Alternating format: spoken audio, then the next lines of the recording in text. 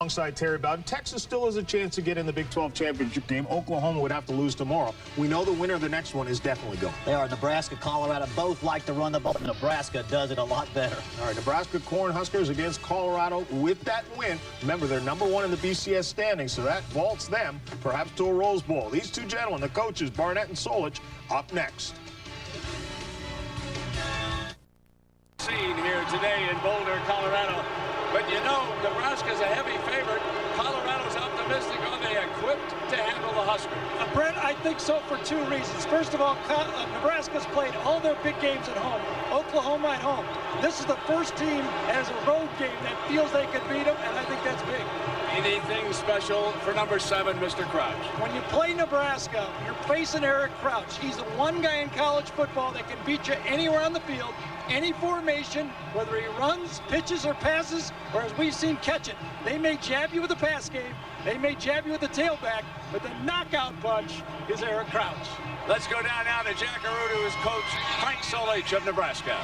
Well, Brent, 4 of the last 6 times that this team has been here on the sidelines, on the first offensive play, they've scored. As we run out with Coach Frank Solich. Coach, what's the first play going to be? Well, it's not going to be too exciting because there's going to be a bunch of plays after that. But we're going to try to have a fake taking them one way and come back the other way with a play that we hope has a chance to get some yards. Jack. Good luck, Coach. Thanks a lot. Brent. Nice try, Jack. That was wonderful. Gary Barnett, his 3rd year in Colorado, trying to return to dominance.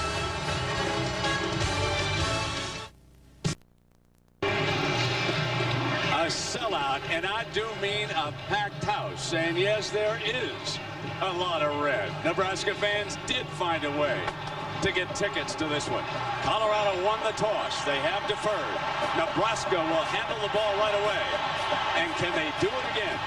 Can they score on their first play from scrimmage? Pat Braun, number 25, will kick it off, and awaiting it is another 25. That, of course, is Josh Davis, who needs only 6 return yards to set the all-time Nebraska single-season record. As Crouch, ready on the sideline, will come hustling out for their first play. Underway in Boulder.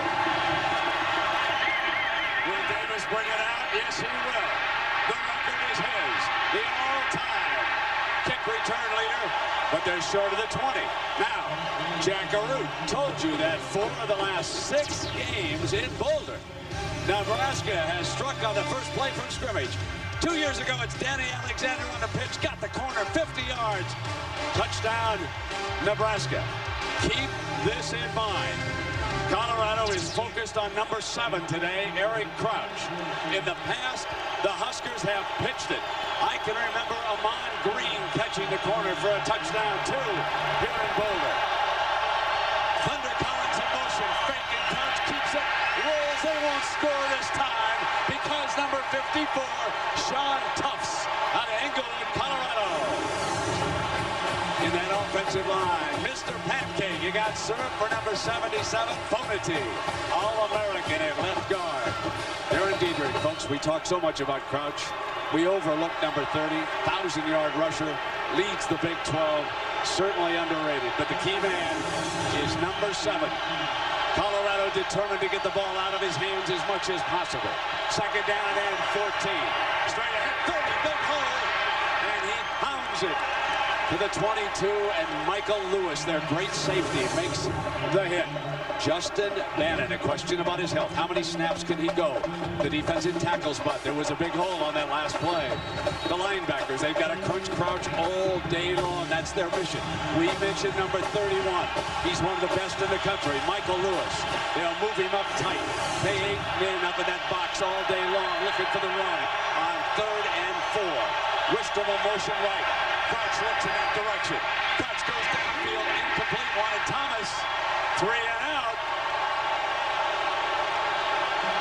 84% of Nebraska's passes go to 4 people. They're tight end, they're 2 tight starting receivers, and Thunder Collins. Colorado has a bead on who Crouch wants to throw the ball to. Stop the option on first play, and all of a sudden it's punt time. And now Roman Hollowell, the nation's leader. There is Garrison, number 52. Had a bad snap against Kansas State. Colorado wants him to look left. They want him to block left all day. They picked up a tendency. Larson gets this one off, and now it's Hollowell, the nation's leader. He's at the 21-yard line. Gross can't get to him. He slips the first man. Runs laterally out to the 32-yard line. And Nebraska with good coverage on that. Hollowell is so tricky and dangerous now. And folks, two great offensive linemen, Gerard and Rogers, lead the way. They are definitely in charge of this large offensive line. Daniel Graham, a first-round draft choice for sure, number 89. The man out of the gun is number 4, Bobby Pesavento, the senior who transferred here from Miami of Ohio with Craig Oaks injured, moved back in the starting lineup. He's turned in several outstanding games. Straight on. Colin Johnson's 27. He's the guy back the first carry. About 3 yards to the 35-yard line against this Husker defensive lineup. Chris Kelsey coming on. Colorado thinks he's the key man in that defensive front. As far as the linebackers are concerned, Jamie Burrow has become the hitman, number 48. A terrific secondary. They will play man-to-man, but can they block number 57? That will be the key. Kelsey gets down in his stance. Play fake, Pesavento on the roll. He'll swing it sideline. Got a sideline. Incomplete. Out of bounds. And they were using Hollowell down the sideline as the receiver. Pesavento in his last 3 game starters with an injured Craig Oaks is completing 71% of his passes as a starter. Graham is the trailer, but he goes deep and the ball is just let out of bounds. Colorado believes to throw the ball, the quarterback is going to have to move out of the pocket occasionally to avoid that pass rush. Bates is lined up against Kelsey. It's 3rd down for Colorado. Colorado with a slot receiver in the California passing attack. They break it wide open. Complete to the 40-yard line. They hit number 15, Matt Brunson, the senior from Inglewood, for 26 yards. Pesavento had time to throw the ball. When you have time, that means your running back is blocking on a blitz. Nebraska comes with the blitz, and this time, bang! Running back comes in there, makes the play. Bobby Purify makes it, and that's what allows Pesavento to throw the ball downfield. What we noticed about this Colorado team all week is the quiet confidence. The coaches and the players, they believe coming in. And it's Purify for a touchdown. Purify breaks open. He slowed up too early and got hit by Gross. When he slowed up, he was risking it, but he goes in for the touchdown. And it is 6-0 Colorado. Purify bolts 39 yards. It was almost like he thought the goal line was the 2-yard line. You said the 2 guys, Gerard and Rogers, those are the 2 guys that get the block. Brent, I think he was so open, he believed the whistle blew. He said, I can't be this open. He turns around and says, what's going on here? Now the extra point and the 7-point advantage. Jeremy Flores, the senior, adds the extra point. And we got a surprise for you. Nebraska comes in favored by 10 points. And the Buffaloes say, forget about it. We're going to be in this one all the way. And it was the handoff here to their number 2 back in the rotation. They go 4 deep at running back. Here's number 2, the sensational Purify. It's 7-0. Ready to add to that record, but Bro may have different ideas. Remember, Davis gambled and didn't get back to the 20-yard line. He hangs another one beautifully right down by the goal line, about 3 yards in, and Davis is coming out. Well short again. Hey, Brome has been a key to this game. 2 terrific kickoffs. Killian makes the stop. Now, number 7. How good has he been as the Nebraska quarterback? Folks, look at this. Since 99, this is 50% of their touchdowns. Rushed or passed for 76. This is why he could well be considered the leading candidate for the Heisman Trophy. This is a young man who has done it all in his 4 years, lost only 5 times. And now it's all uphill for Nebraska. They have not scored in the first quarter for about 3 straight games now. Play fake. Crouch going to go for Wistrom. Cover incomplete. And Lewis was stalking him one-on-one. And Lewis gave him no daylight there. And Wistrom is very upset that Lewis was not called for holding on that play. Turned around, motioned to the referee that he was grabbing the whole way, but it ain't holding if there's no yellow flag. Coaches talk about Lewis as the emotional player of this defense and also say in the next sentence that he's the smartest football player on this team. He's going to have Crouch and Wistrom all game. They have forced Nebraska to spread the field early. And they're going to run Diedrich to the middle of that defensive line. Fumble! Loose ball still. Dive for it! The Buffaloes think they've got it! A tug of war. This would be huge if Colorado pulls it away underneath. Still no signal. Yes, Colorado's got it.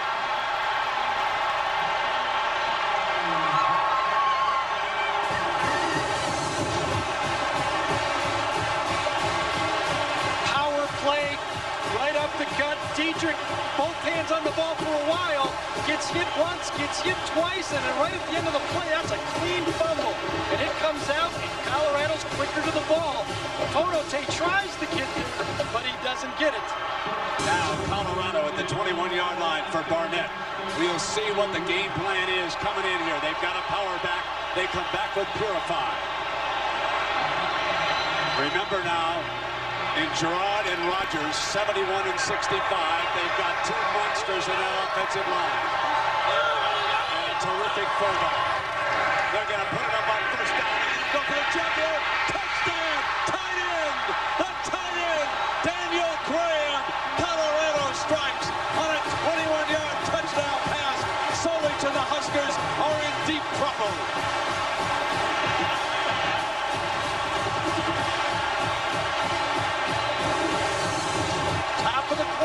He's got Willie Amos on the corner route right there. The safety has a man-to-man. Nebraska blitzing again. Beautiful route. Better throw, and Amos gets beat to the corner, and Pesavento again right there. Flores pounds in the extra point. Folks, we haven't played 5 minutes. We're not 5 minutes into this game. And Colorado leads it by 14. And it was the fumble. Up the middle, gets stripped by Strickland. It pops free. I'm not sure if it was Snead. Yes, pounced on the ball. Snead. And here's the touchdown. Remember, he'll be the first tight end drafted according to Gary Barnett. And there you can see why. A big timer into the end zone, and it's 14-0 Colorado. There's 142 years of coaching experience on Solich's staff. They will not panic. And again, Rome drives this one through the end zone. Let's take a look at what's going to decide this football game. 2 teams, 2 even teams. Colorado believes they can win it. Both teams want to run the power game in this football game. Whoever does it the best is going to have a chance. You saw Purify already. Special teams breakdowns. Nebraska already gotten beat twice on the kickoff, and Nebraska needs to save fuel for the 4th. In the 4th quarter here in Colorado, they've been outscored the last 2 years, 38-0. Thunder Collins checks into the backfield. Number 1 is the out-of-bound. After the Diedrich fumble, it'll be Collins, and it's the fullback straight ahead with Jeff Davies. So now what Nebraska will do, and they're so good at it, they're so patient, this offensive line will block so well, they need to think just one at a time here against Colorado. There's so much emotion right now in this crowd. It is electric down there. That's where you get in trouble when you're trying to play football against Nebraska. Everybody says assignment football, try to play the quarterback, but you have to stop the power game first. I formation with Collins play fake, and Crouch was going to throw on the run. Incomplete. Underthrew Thomas a little bit. And And a reminder that tomorrow, ABC Sports Thanksgiving Feast presented by Siemens features 2 stellar games in prime time. Gary, look at this. 8 Eastern. We've got the rematch, Washington against Miami, and of course Washington beat Miami last year. Some of you will see the Fighting Irish at Notre Dame take on Stanford. What's your thoughts, Gary, about Washington, Miami? Miami, I think they're the best football team in college football. Not so fast, my friend. This one's not yet over. 3rd down, and the Huskers. Here's that option-looking Crouch. No first down. Great play by Joey Johnson, the hot linebacker from San Antonio, Texas. Joey Johnson playing for Sykes, their injured middle linebacker. He's coming on. Crouch cannot get outside with the option. Davies is going to try to get outside and block, but he gets knocked off inside, and that allows Johnson to scrape and make the play. Now again, they're going to make Garrison. They're going to put someone right on him. Last time they went return. This time it looks a little different alignment for Colorado. Will it come? Larson, the punt man. Coming in. Here's Hollowell. He's going to be out of bounds. Hollowell is out of bounds when he caught the ball. Well, ABC Sports presentation of college football is brought to you by Dr. Pepper and your local Dr. Pepper bottler. Be you, nothing's better, Dr. Pepper. General Motors. Together, let's keep America rolling. Burger King, home with a Whopper. And Sears. Only Sears has the brand you want, the price you need. Sears, where else? How about Nebraska? Haven't scored in the first quarter in the last 3 games, and Colorado's got them on the run in this football game. Those 142 years of experience, they're going to need it in this football game. It certainly looks that way. Purify still in at running back. After his bolt for the first touchdown of the game. Here he is on a little delay, sealed up by the Husker defense right now. We got an injury. Let's check in now with Jackaroo. Brett, you may see more of this man, Bobby Purify, because Cortland Johnson, who has really been the hoss in the rotation for Colorado, has suffered a strained MCL. They are working on it now. They have listed him as doubtful, but he wants to get back in the game and at least get a few snaps.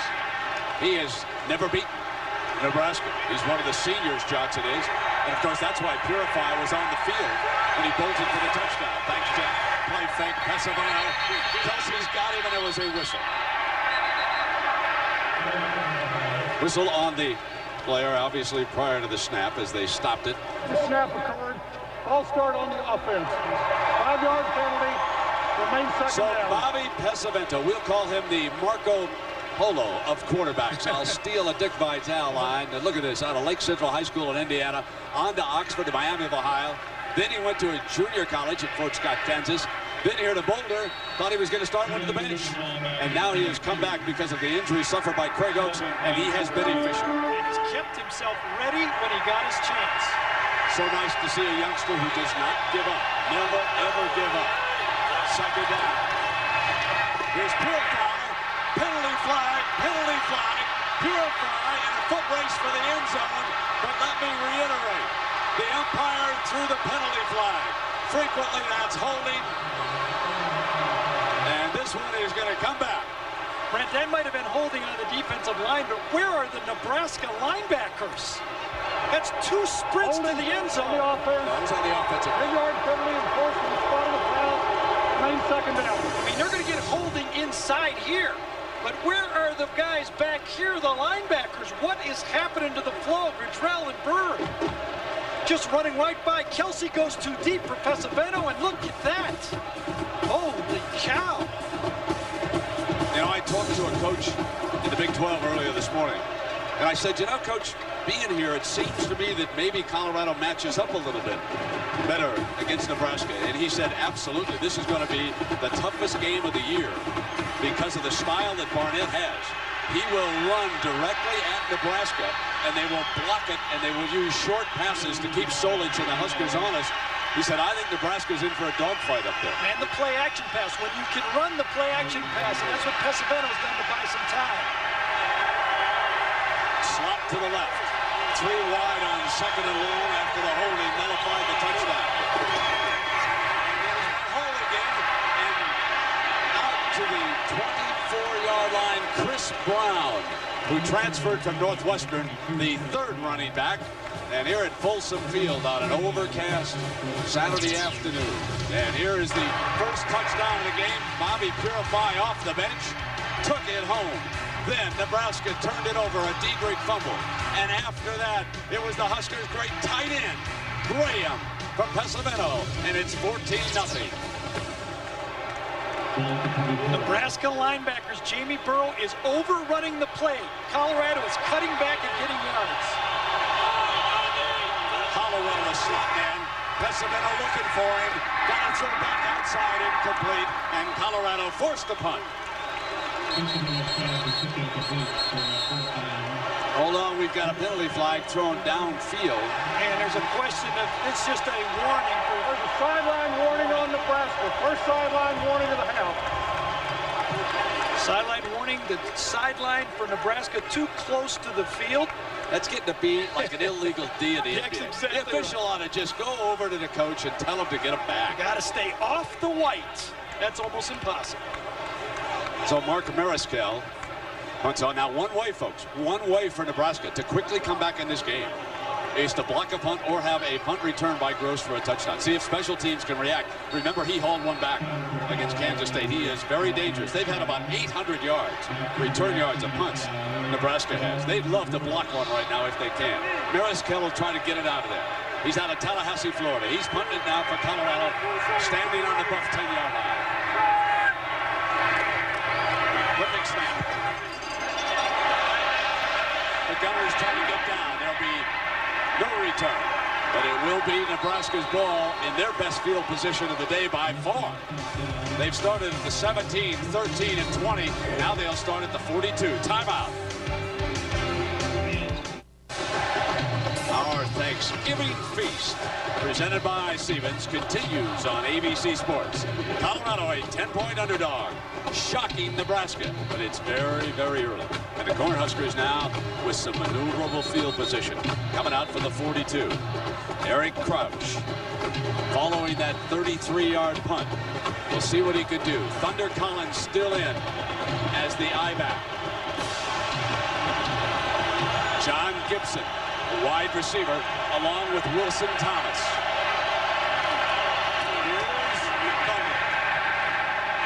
Thunder from Woods Garrett, Eddie Garrett. It nodded what Nebraska wants to do, and you look at these two teams and what they want to feature. Nebraska about a couple things right here. Both of them, you got an equal power and option. You got to stop both.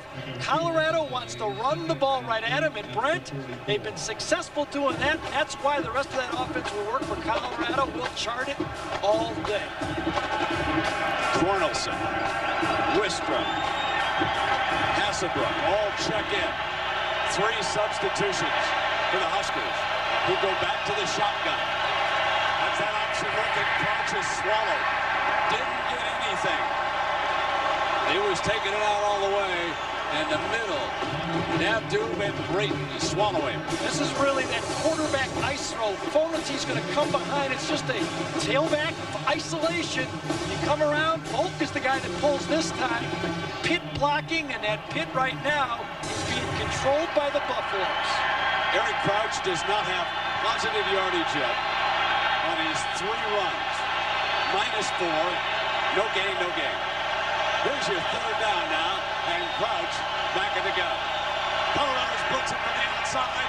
Fire, a beautiful catch by Gibson, and it's going to be close for a first down. Wherever they spot it, and I don't think the umpire gave him a good spot, ladies and gentlemen. I think he moved it back on the spot. He's definitely short. They're going to be short. Let's see now if Solich says we're down 14 early. Do we still play field position, or do we go? They're going to call a timeout. They're going to talk about it over here. They're just across midfield. This isn't a bad deal. You can huddle up. They won't know what they're doing. You can run on the field. So, Nebraska, number 1 in the BCS. 11-0, but still, they cannot get the spot. Let's watch what the umpire does here, Gary. Yeah, slant from the option right there. There's Gibson. He catches the ball. Does his knee come down? I don't know where the ball was, but I think he's short of the 48. I think that was pretty close to being right. Now, Nebraska is on the sideline. They can run out with their punt team or their short yardage team to make the first down. This forces Colorado to stay at defense stays. We'll see what they do. So Vince Oakridge on the other side, the defensive coordinator, co-defensive coordinator here at the Buffaloes. And obviously Nebraska didn't go for it. Why not? Option, here's Crouch. He slipped, didn't get it. Colorado football. Colorado football as Crouch slips. Remember, the bulk of the season, 8 games for Nebraska, has been at home. Davies, the fullback, is going to come out. Crouch is going to try to come inside of him. Instead of staying wide and following the fullback, he cuts inside. The torque of the play slips him down short. Another negative play for Crouch. Bobby Purify, number 42, the sophomore from Colorado Springs, is back in at tailback. 3 running backs already used by the Buffaloes, and remember their starter Cortland Johnson out with a knee injury. A short field to work with. Graham, the tight ends on the right side of the formation. It's double tight. It's a play action pass, hit on the release. Graham is out in the foot race, and Graham heading for the end zone. Graham out of bounds, just short of it at the 1-yard line. Daniel Graham down the far side. They lined up double tight and brought it clear across the formation. You talk about a team that's ready. Wow. You want to know the West Coast offense? Here it is. One coming this way, one coming the other way. A little pick inside for the tight end. Delay. There it is. Deion Booker's got him man-to-man. Peeks into the backfield. Look at the straight arm right there. And then he turns it on. He's earning $1. Big dollars every time he catches the ball. Craver saved the touchdown. Now they line up with Brown as the power back. The fullback couldn't get there. And that, of course, is Brandon Drum, the junior from Alaska. Daniel Graham is going to come inside. Hits into it, comes underneath, a little bit of a pick. Booker getting nosy in the backfield on the fake, comes back, and then the big guy. Strong, good hands, smart, and he can run. Neiman checks into the backfield. Chris Brown is the tailback. He bobbled it a little bit, then kept on driving for the end zone. Touchdown! Touchdown!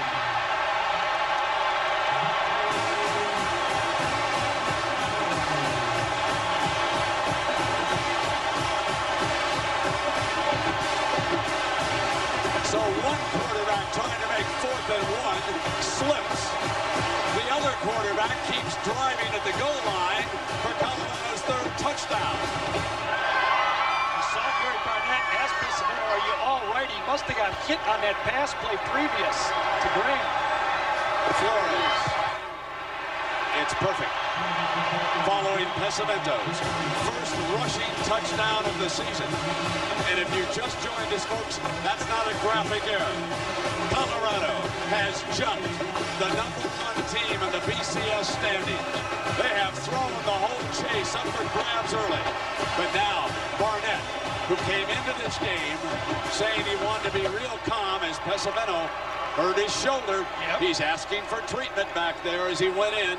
Always the danger when you send a quarterback into the middle on a quarterback sneak.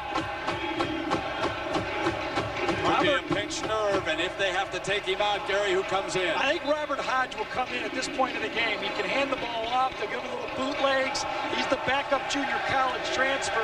Craig Oaks might come in. There's Hodge.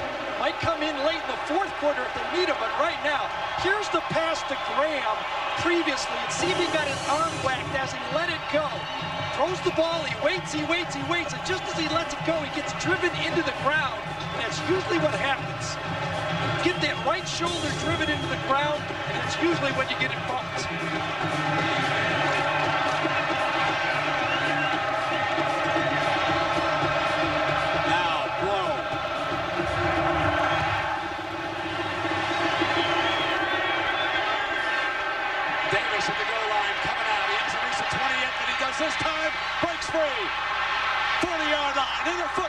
midfield. Down and out of bounds at the 25-yard line.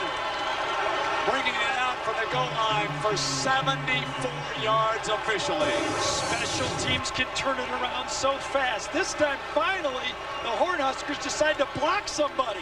Not going to run many back if you don't block one of those guys coming down. Get outside, run with it, and Gibson puts Nebraska in a position to put some points on the board. But the story of this game so far has been the Colorado defense stifling Eric Crouch and the Nebraska offense. Crouch keeps it, battles his way for 2 or 3 yards. Now let's go back. Following Pesavento being tackled on the Graham, I want you to watch Pesavento as he bobbles the snap. He got it back. He then battled in and took a blow right on the shoulder as he dove for the end zone. It is now second down for Eric Crouch and the Huskers. Collins checks into the backfield along with Diedrich. The fullback's confused. Chuck Davies, now he's set. Second down, and they're going to bring Collins around. The fake, Diedrich, middle, opens, and he's to the 12. First down, we check in with Jackaroo. Jack. Brent, we're watching Bobby Pesavento right now warming up. His shoulder doesn't look bad at all. He told his coach, position coach, he was ready to go back in. One of the reasons why this defense is playing so well for the Buffaloes is the scout team quarterback. It's a name you may remember. Zach Colvin, who used to be the starting quarterback here, transferred for 2 weeks. He got up in their grill and played Eric Crouch all week against the #1s, so I gave him some attitude. He certainly did, Jack. Crouch trying it again, and he is having trouble with his footing and his pulling guard that time. I have noticed both teams slipping here, Gary. Yeah, they have. Sean Tufts, I think, got him on the ankle, though, Brent, just reaching out, because I think Eric would have just pranced into the end zone. They're running a few more options. For Eric Crouch, they have to get him some big plays, and he's the guy that will give big plays to this offense. Bowling checks in as a tight end. And Nebraska brings Davies out. They send Thomas to the right, Gibson to the left. They face a second down from the 11-yard line. Crouch on a beautiful pass. Incomplete. Coming across was John Bowling, who just checked in, the junior from Lincoln. Missed him wide open. Got to make that play. Chance to win the national championship. Your tight end's wide open. Get you down to the first down marker at least. Eric Crouch throws wide. This is third down, and obviously, if the Cornhuskers don't get close, they'll settle for a field goal attempt down here. But they really want a touchdown. Trailing by 3 touchdowns. Here's your third down. Thomas, the basketball players out to the right. Diedrich, he's the I-back. Davies, the fullback. Play fake, Crouch, looking in zone, high, incomplete. Wistrom was double teamed. They bracketed him beautifully with Robinson behind him and Lewis in front of him. It was perfect. Michael Lewis read this beautifully. Coming across, bootleg pass. Wistrom's going one way, coming back the other way. Looking all the way for it. And 2 guys. Lewis having the quarterback half the time and Wistrom half the time. And so far, he's been perfect in his coverage. Josh Brown, the junior from Oklahoma. A 27-yard. Put the Huskers on the board. So Nebraska on the scoreboard with 3:26 to go in an electric opening quarter here in Boulder, Colorado. Third and long, very difficult to run a bootleg pass. There's Wistrom on Lewis right there. You see the great coverage in the back of the end zone. Really nothing for Eric Crouch to do but try to stick it in there, and perfect defense again. Colorado believes, they believe, and that's more than half the battle. Jack, I assume we're going to see Pesavento. He's got his helmet on, eh? Well, Brent, he wants to go back in. The athletic trainer for Colorado thinks that he has suffered a very slight, and I emphasize slight, separation of the shoulder. Gary, as you and Brent alluded to, that's what you put yourself into when you put your quarterback down low to try and score short. So there are Colorado's first 4 possessions, folks. Would you believe it? 3 touchdowns. And they would have scored here if they hadn't had the holding penalty up front. He was wasted in there. They have controlled the line of scrimmage. Giroud and Rodgers have done a job, and Graham is magnificent. Gary, what surprises you the most? I think the Nebraska linebackers. They've been out of sync. They're overrunning plays. They have to stop the run. Well, we'll see how they do on this set now. Coming out on the 20-yard line. Now remember, Pesavento had his helmet back on, and he'll be coming out. Now, let's remind you about Monday Night Football. This could be a good, remember a year ago, folks? Warwick Dunn, Marshall Falk, Warwick Dunn. It can't get any better than that. Buccaneers and the Rams, Monday Night Live, 9 Eastern time. And Pesavento brings the offense back out. He's a warrior, folks. A survivor, a kid that wouldn't quit. Here's the handoff now to Purify. The middle wide open again.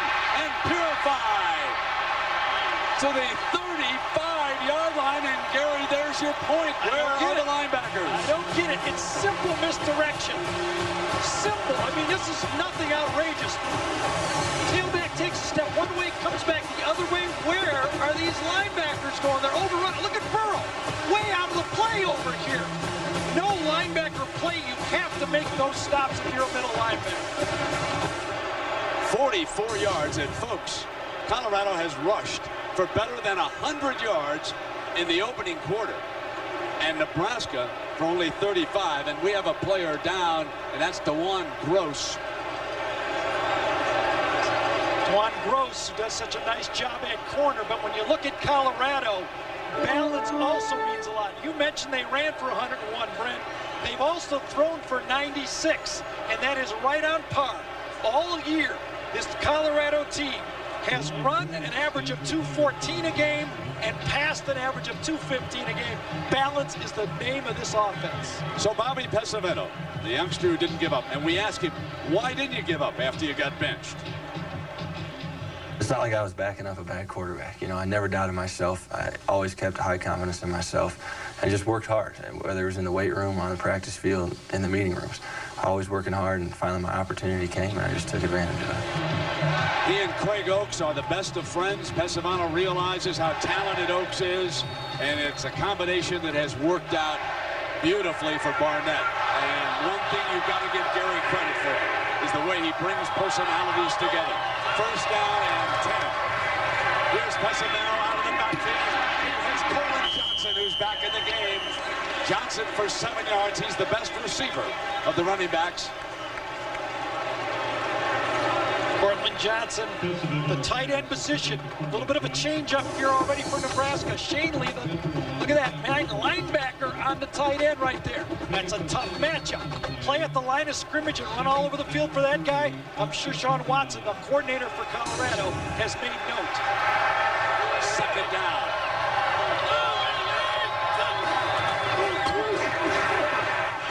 They run straight ahead with Brown, the ball carrier that time. And just remind you now, the winner here will play again next Saturday night against either Oklahoma or Texas for the conference crown and an automatic BCS bid.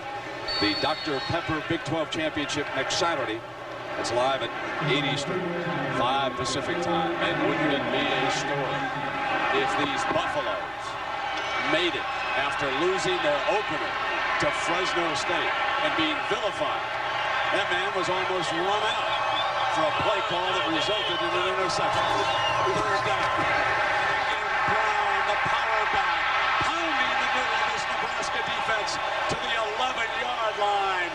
And the Cornhuskers are going to have to show up with some tacklers. That's 16 more yards. And Barnett's offensive line is crushing Nebraska. Well, Big 12 is in shock right now.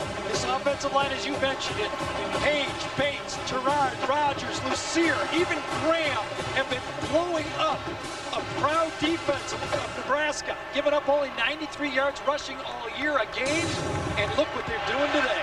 On the left side are 2 first-round draft choices on this formation, Gerard and Rodgers. They'll run in that direction. Touchdown! Their 4th of the opening quarter.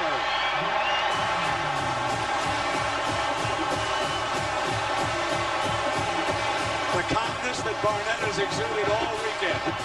He said the one thing I want to do against Solich in Nebraska is make sure I keep these players calm.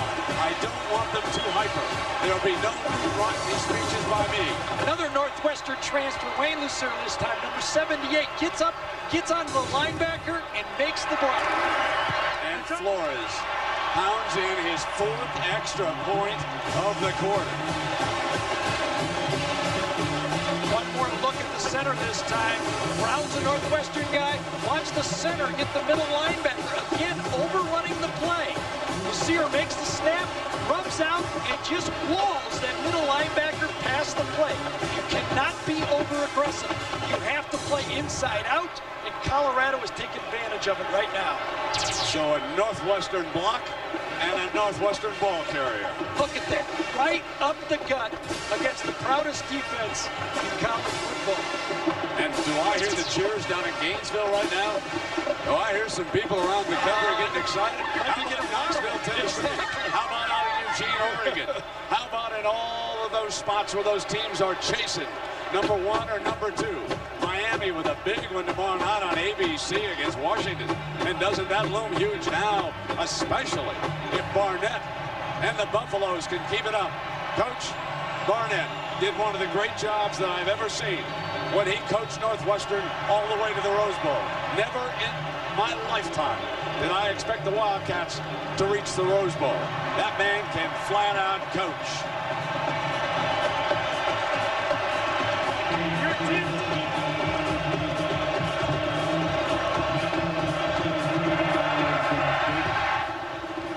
So here's Brown again at the goal line. And here comes Davis. Looking for that alley again, out of bounds. Let's go back. I said to Coach Barnett, after you lost that horrible game to Fresno and got second-guessed up and down Colorado, what did you do to keep this team together? We didn't read anything. We didn't listen to anything. We just held on to each other and looked within that room where everybody was and said, this is where our strength is, and this is who we can count on. I can't count on anybody else. Now let's go. And that's what we did. That's the way it is in sports. And the one thing Barnett did at Northwestern was bring the players together. It was a tightly knit group, and they are the same here in Boulder. First down and 10 now. A stunned Nebraska. Thunder Collins looks for daylight.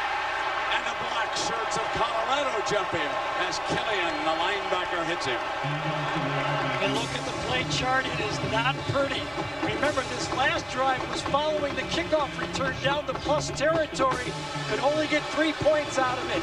Eric Crouch has been stymied. Nothing from Crouch in this game.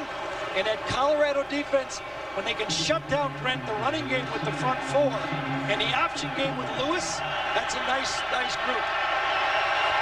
Second down and 7.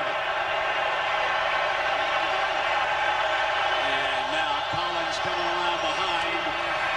Diedrich and Crouch keeps it from him, and nothing doing. Colorado not fooled. Joey Johnson again. I really think Eric Crouch missed this one. He had the block to cut inside. He got a little fancy on the option again, trying to get too much out of the play. He had a block on the linebacker Johnson. He could have just gashed it inside for an easy first down.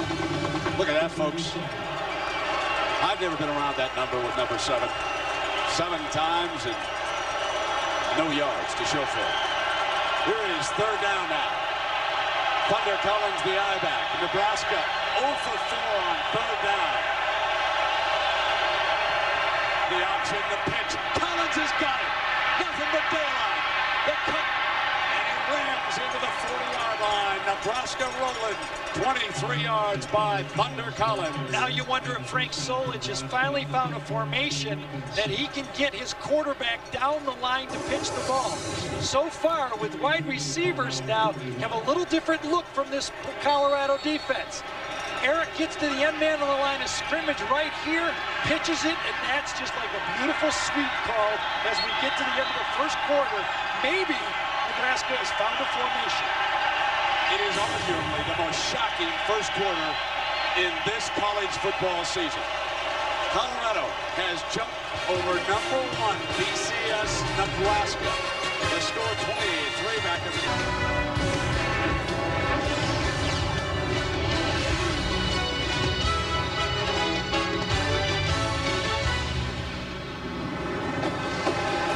28-3, Gary. Did you ever think you would see a Nebraska defense shredded like that in one quarter? No, I really haven't. I thought maybe you could throw the ball to do that, but I've never thought you'd be able to run inside the tackles to shred them like that. Tremendous, I would say, effort from that offensive line. I don't want to say game plan. You never dream you're going to run that many yards right up the gut against them. I mean, wow. So Nebraska will open the second quarter in Colorado territory from the 41, and Crouch is going to throw. Goes Wistrom. Can't make the diving catch at the 5, and number 31, Lewis, is all over Wistrom. We were told by Barnett and the staff that Lewis is a big-time safety. And, man, were they right about this. Still doesn't look to me like Wistrom is 100%. I remember him just outrunning people. Lewis is a great player, but since he was injured that week before Texas Tech, Brent, Tracy Wistrom has caught one pass in the last 4 football games. Here's second down and 10 for Crouch. They're keeping it in the middle. There's his first positive gain, and it's to the 36-yard line with Walrus. Quarterback ISO again from the shotgun. Again, it looks like Nebraska's already going to their wide formations, their split formations, and that is not what they comfortably like to run. Total yards, yeah. 28-3 on the scoreboard. Colorado hoping to make it to the Big 12 championship game. The corners are soft. Third down. Crouch a straight drop. Juggled incomplete. And again, it was the hit in the secondary. Roderick Sneed, number 26, out of Mesquite, Texas. John Bowling coughed this one up before he got hit. He might have felt that one coming. But Eric Crouch threw a good ball here. He passed up Wistrom for an easy first down and went down a little farther to Bowling. And that's a drop pass. Crouch and the Huskers will go on 4th and 5. I think you got to go for it. Trailing, absolutely. Absolutely. You got to go for it. I wouldn't mind if they burned the timeout. Which is exactly what they're going to do. They'll talk about what they want to do here. Colorado 28, Nebraska 3. 35-5 as a starter. Lost twice as a freshman. Once his sophomore year. Twice as a junior. Colorado's never beaten him. He's unbeaten this year, and he's on the ropes early. Here comes that end-around play that they like. So it works for a first down that time.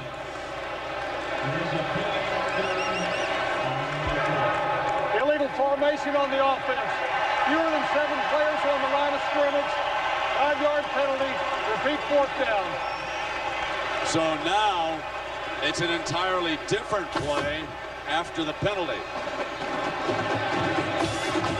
A little finesse play coming out of the play. The timeout. They go with the option pitch to try to pick it up. It works, but it's just a simple miscue, an unforced error. Nebraska lines up in the formation wrong, and they're going to have to punt the ball. So Larson standing on the Nebraska 45. Hollowell is back deep. He's going to let this one go to the end zone. So the fake by Hollowell works. And it'll come out on the 20. Well, we mentioned that 35-5. Crouch has won 35 games in his career. Only 3 quarterbacks in NCAA history have made more. Our Aflac trivia question. Name the 3 quarterbacks. One of them I know you know. Come on.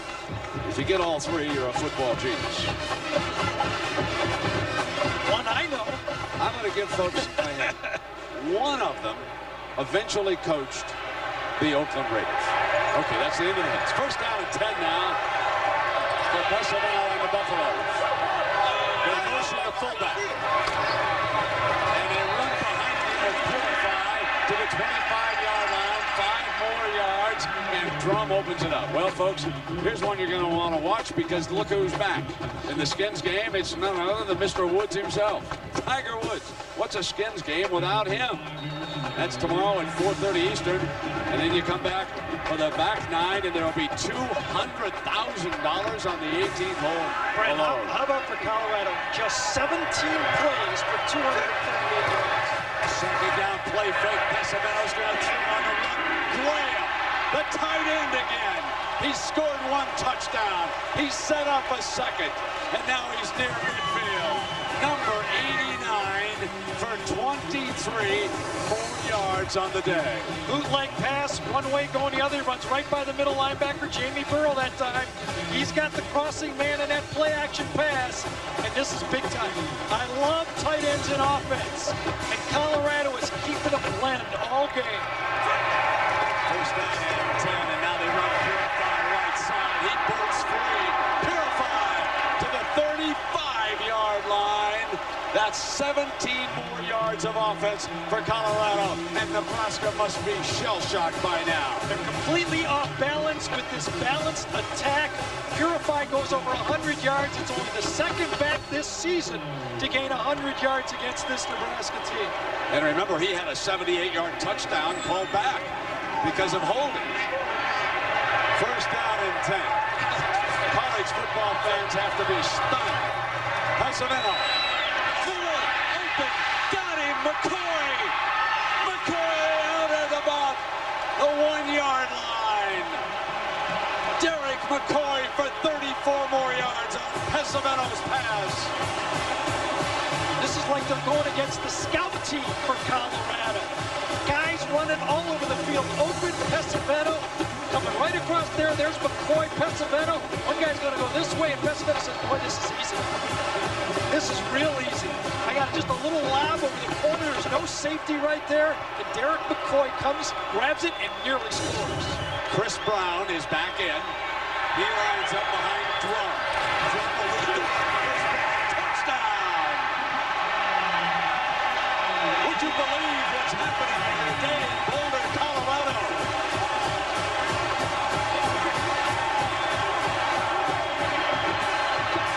The return to dominance indeed.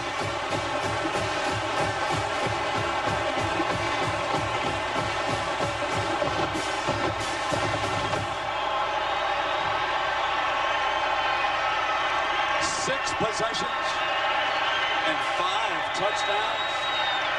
That's what Colorado has buried Nebraska with here in the first half. 314 yards of offense. Good job by the holder. The ball was on the ground, and he did a slick job. Jason Buryanek out of Boulder. Pesaveno 6 for 8 in this football game. This is a beautiful touch. And then it's nearly a walk-in into the end zone. On 3rd and 1, they go right. Just walk it in, does Brown. That's as easy as it gets.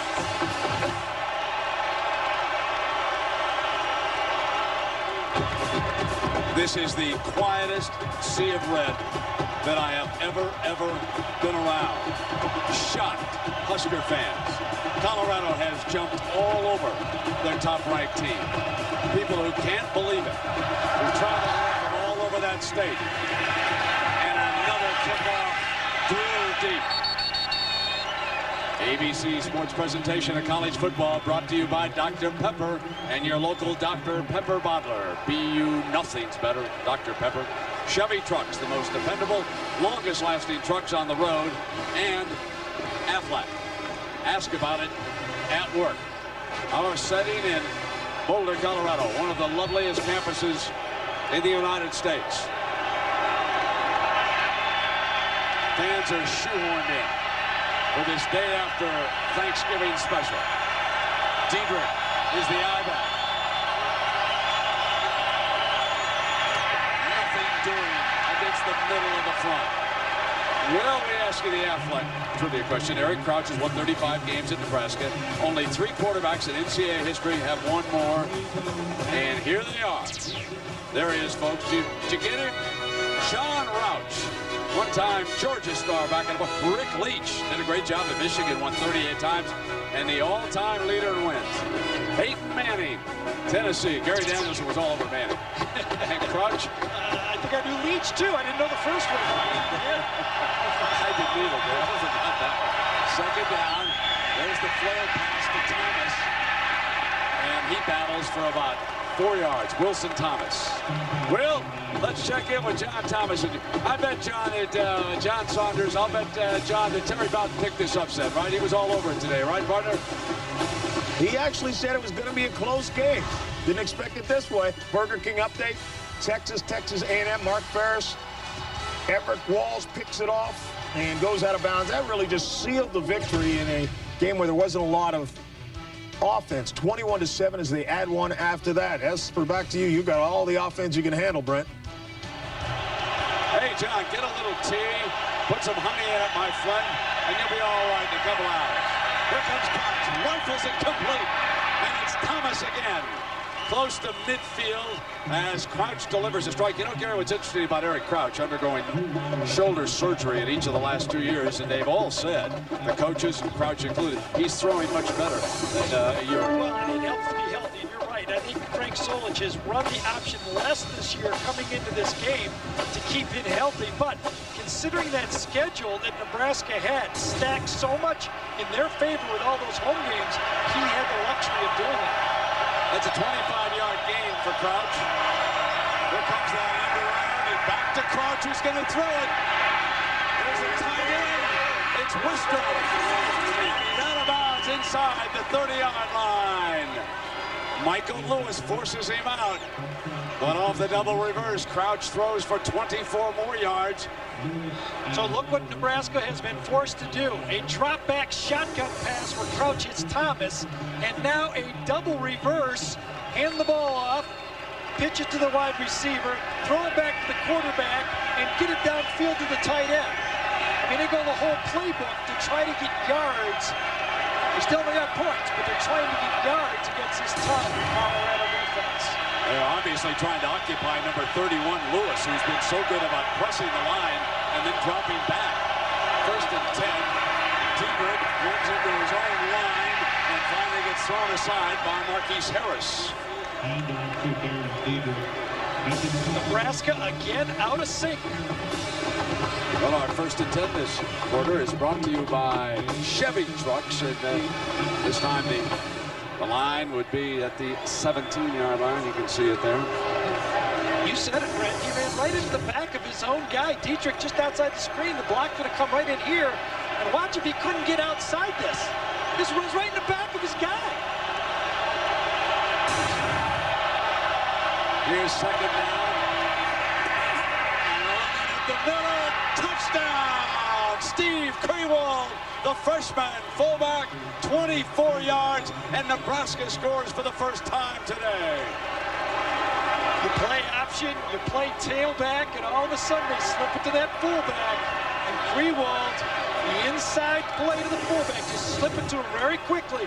Watch the action of the quarterback and the tailback going this way, and then boom, a little misdirection with Krewald right behind it to put points on the board.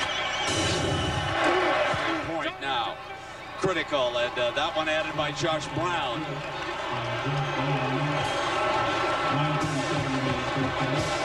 Colorado saw their misdirection plays.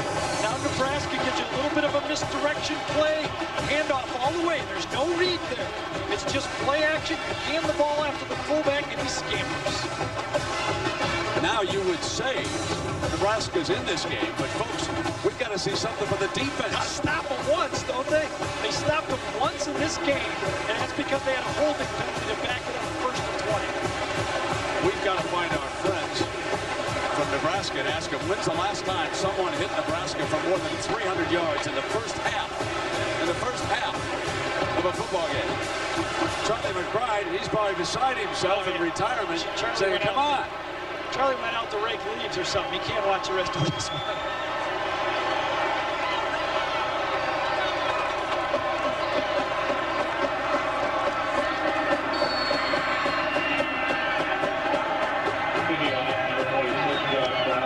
Clyde Sorrell and Hollowell go back deep for this kickoff.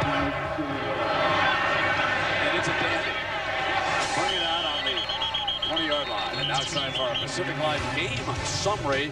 Well, we've talked about the defense. They've given up 154 rushing yards in this game. They've also given up 160 passing yards. They have been shredded in the middle.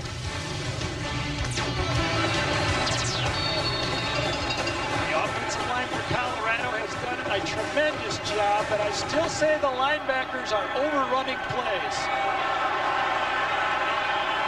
So Colorado attacking.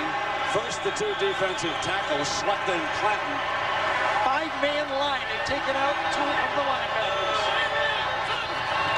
And Marcus Houston into the first time today. And he runs to the 24.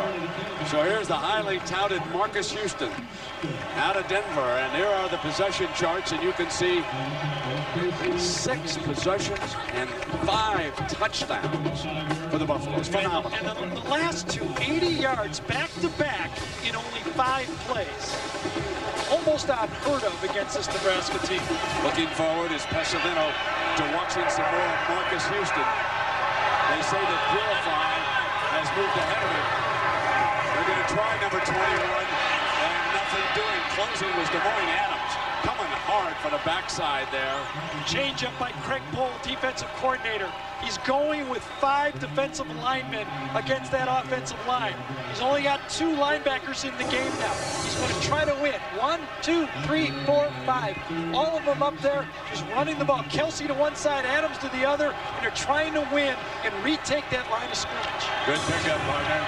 That's a big change for Craig. 3rd down. There was movement. Now the flag. Pesavino fires out of bounds, but the linesman says no. Play is nullified. But it's a movement down there. That was a nice throw by Pesavino. It was a great throw. I mean, Gross had great coverage there. McCoy got that stuck right in his hands from that far away.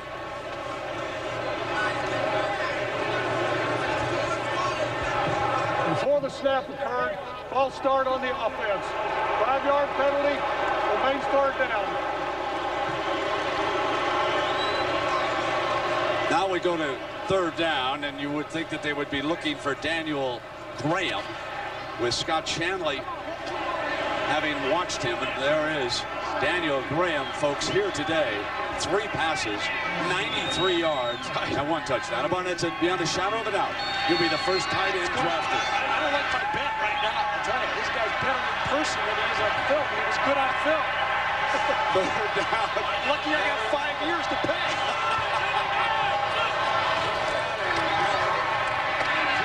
Checks back in, and Colorado is forced to bunt. Now this is a big stop for this defense, and Gary Danielson picked it up immediately that Craig had gone to the 5 defensive linemen, and now it will be up to Colorado to adjust off of that.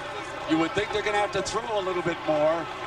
You don't like to throw when you're up 35-10. Barnett will have to talk about it with his offensive staff. He has a bright young man upstairs, and Sean Watson, his offensive coordinator. He brought him here from Northwestern. Someday Sean will be a head coach, yes, don't you he think? will. Colorado's been stopped twice. Both times they had penalties to hurt their drive or actually stop their drive. There is skill. Now let's see if the Huskers come after him. They want to return. Here's Gross from the 34. Down the sideline, twists, but he was out of bounds at the 42-yard line. So we'll take a break. Folks, this is not a mistake. Colorado 35, Nebraska 10. Timeout. There are as many NFL prospects on this Colorado team as almost any team I've been around. You're looking at one right here.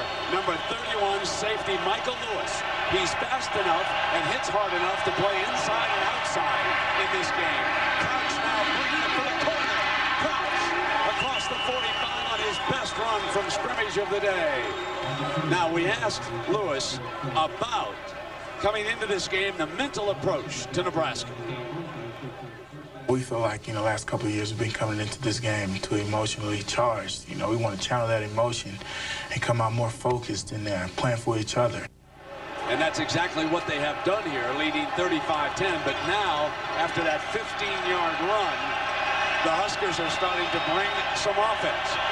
Last drive, it was trick plays. Now they come back with a little bread and butter. Now they line up in the eye.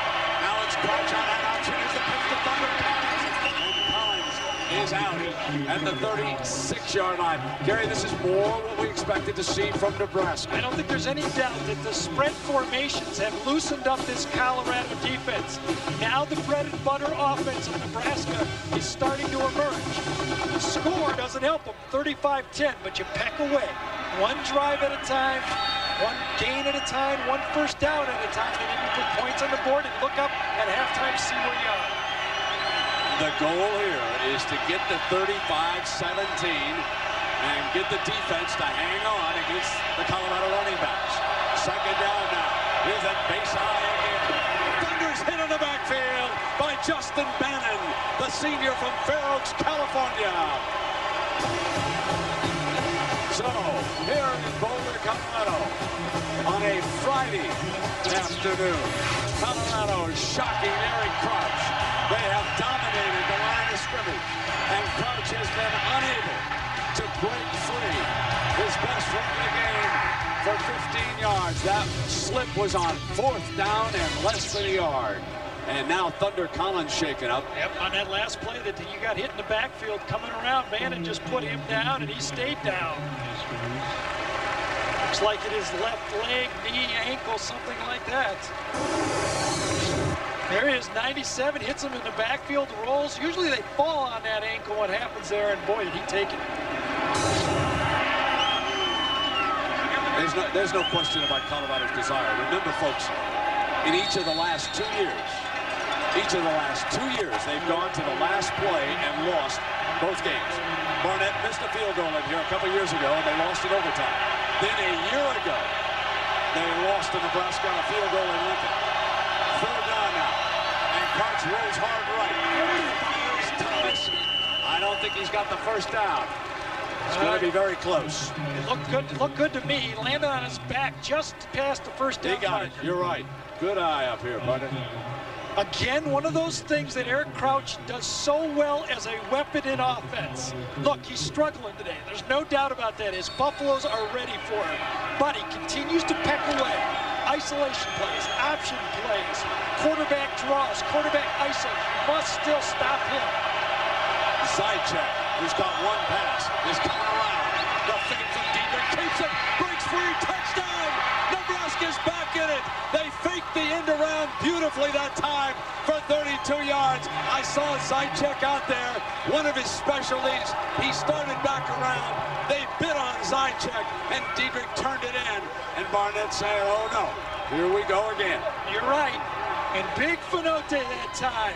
Number 77, Big Syrup. You got a pancake on that one. Mr. Syrup, Big Syrup. Big Syrup. I like Big Syrup. I like your nickname. Big Syrup. And the extra point by Josh is good. Frank Solich is Hold on now. No good. No good. They missed the extra point. It's a beautiful kick. You can go between the posts. I thought it was just like, looks so good, and Solis can't believe it either. Here's the touchdown play. They faked the block coming around. Finote's right here. He goes outside. I don't know if we catch all of it, but you'll see the play. The fake reverse one way. Diedrich, watch number 77. He finds him, and it's Lewis right there that gets it. 2 future NFL players. Watch him on the ground. There he is. Big Syrup gets a pancake. So Fonte, one of the finest offensive linemen in the country, blows it open. The determined look on his face. The young man's only a junior, and Nebraska hoping, of course, that he comes back for his senior year. How about Lewis? He says, you know what?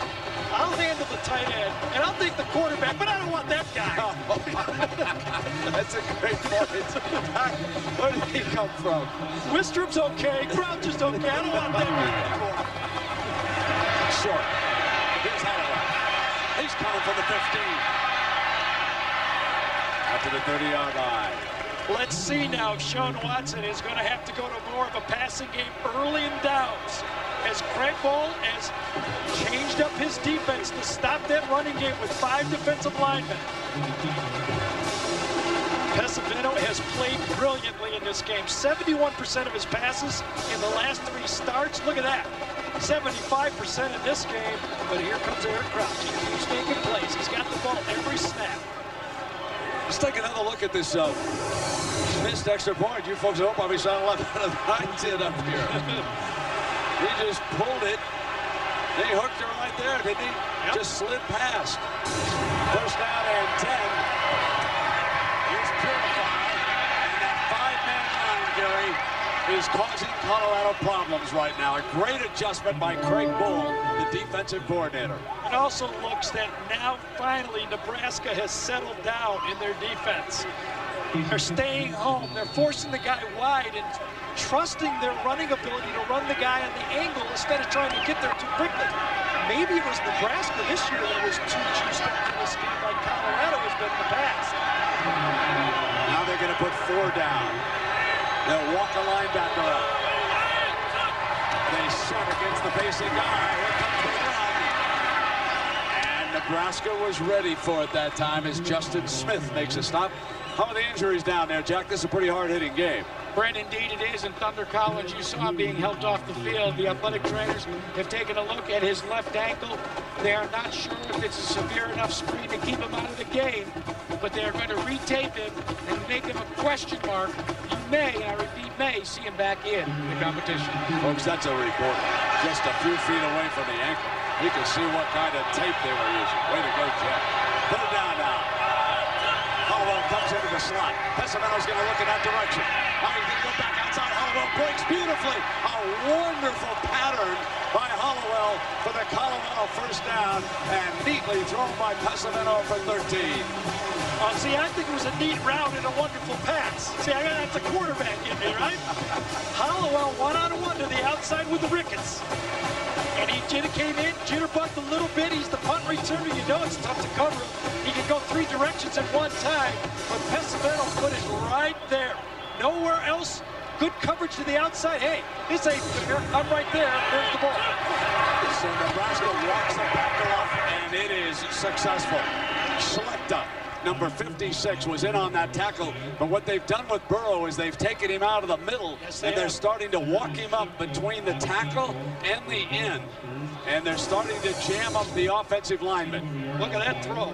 Well, that's good coverage. You can't ask your corner to cover a guy all over the field much better than that. I thought it was a heck of a catch with a guy draped all over. They pay the big money to the guy that throws it. That's true, my friend. Second down and 9. Here's a fake to Brown. Pesavento. Graham couldn't hang on.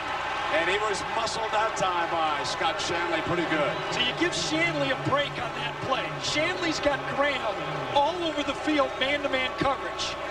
Graham, when you come out and just run a little delay like that, even if it's a play-action pass, Shanley says, you got all those yards.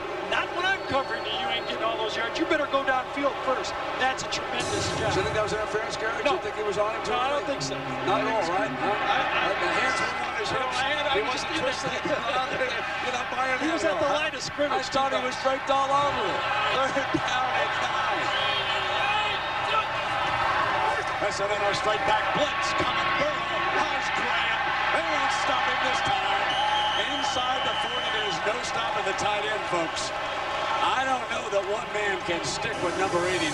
Well, this time, Kelsey, number 57, comes out and drops as a defensive end. You see him right there.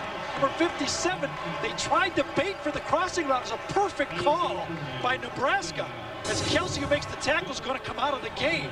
But they were ready for it. It's just another great throw by Pesavento. Hey, let's talk about this Graham. 4 for 112. Now, you want Shockey against Mike Graham in the NFL. You want to? I'll let you have for half. I'll take them both. This guy's the best senior. The other guy's the best junior. Yeah. Both pretty dang good. But I want to tell you, this kid is something. Daddy played with Dan Fonts at Oregon. Later with the Denver Broncos. He's a damnedest. Here's Graham. Touchdown! Oh, my! 36 more yards for Colorado. And what a huge score that is. I cannot emphasize this too much because Nebraska had scored the last 2 times they'd handled the football. I want to get a celebration penalty, I think, for Colorado. They wanted to go for 2. Colorado wanted to go for 2, and now I think they're going to be forced to kick the extra point. Just don't call Campo down in Dallas and ask him what to do. Oh, gee, Brent, jump on the poor guy. Hey, Gerard and Rogers that time. The 2 big offensive linemen broke it free for Colorado.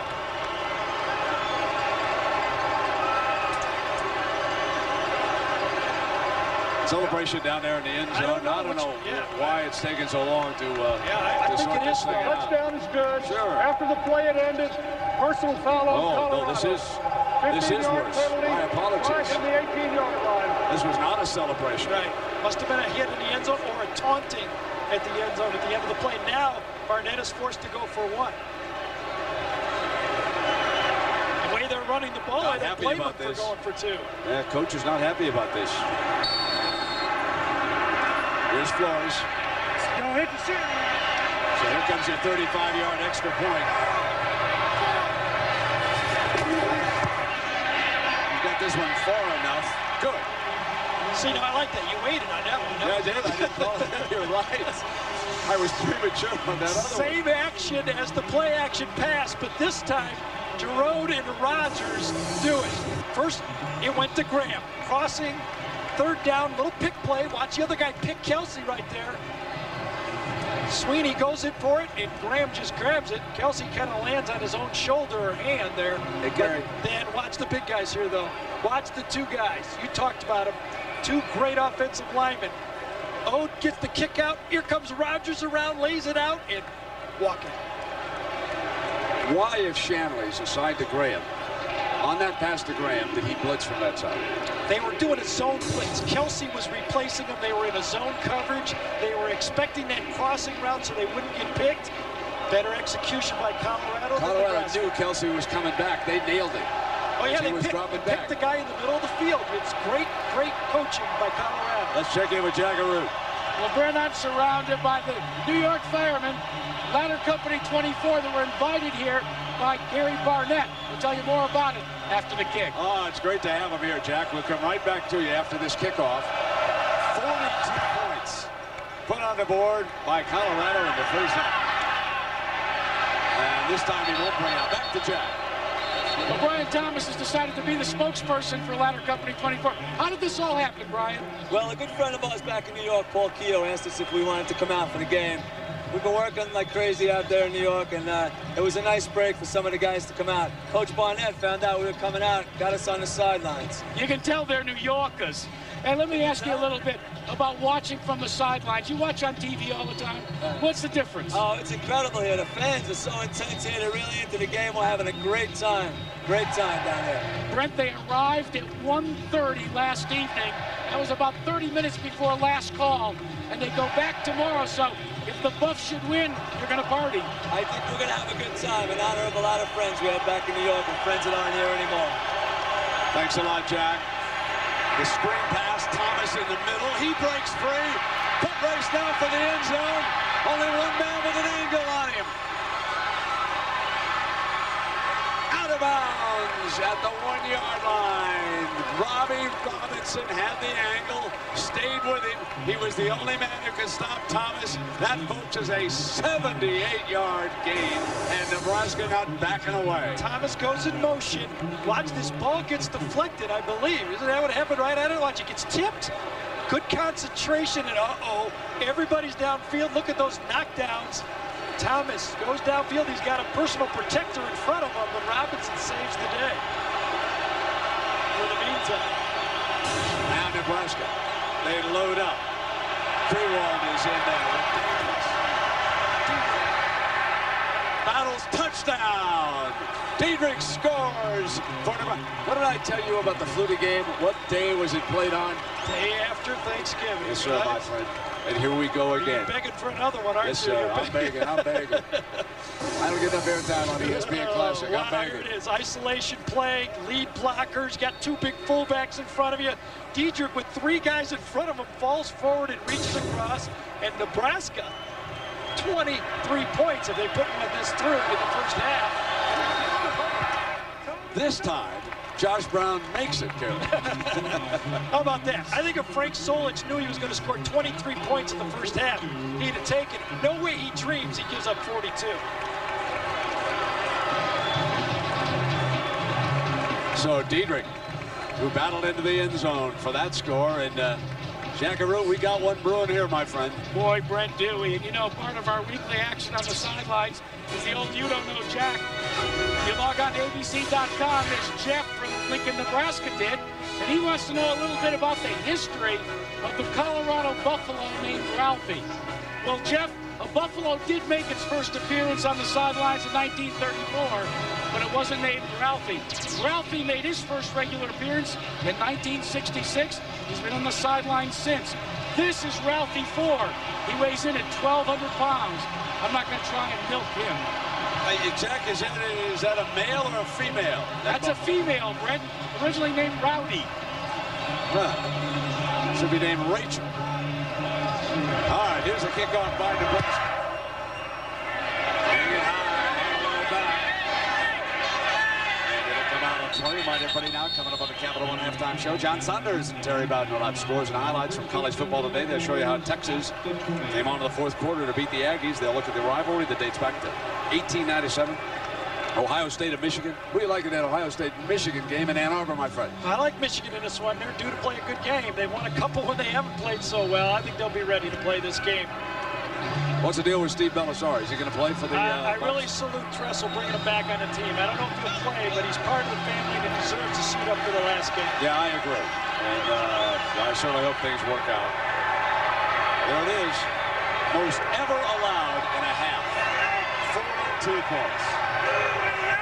Goes to motion McCoy. Run back away from the motion, and again a huge hole for the running back, Brown.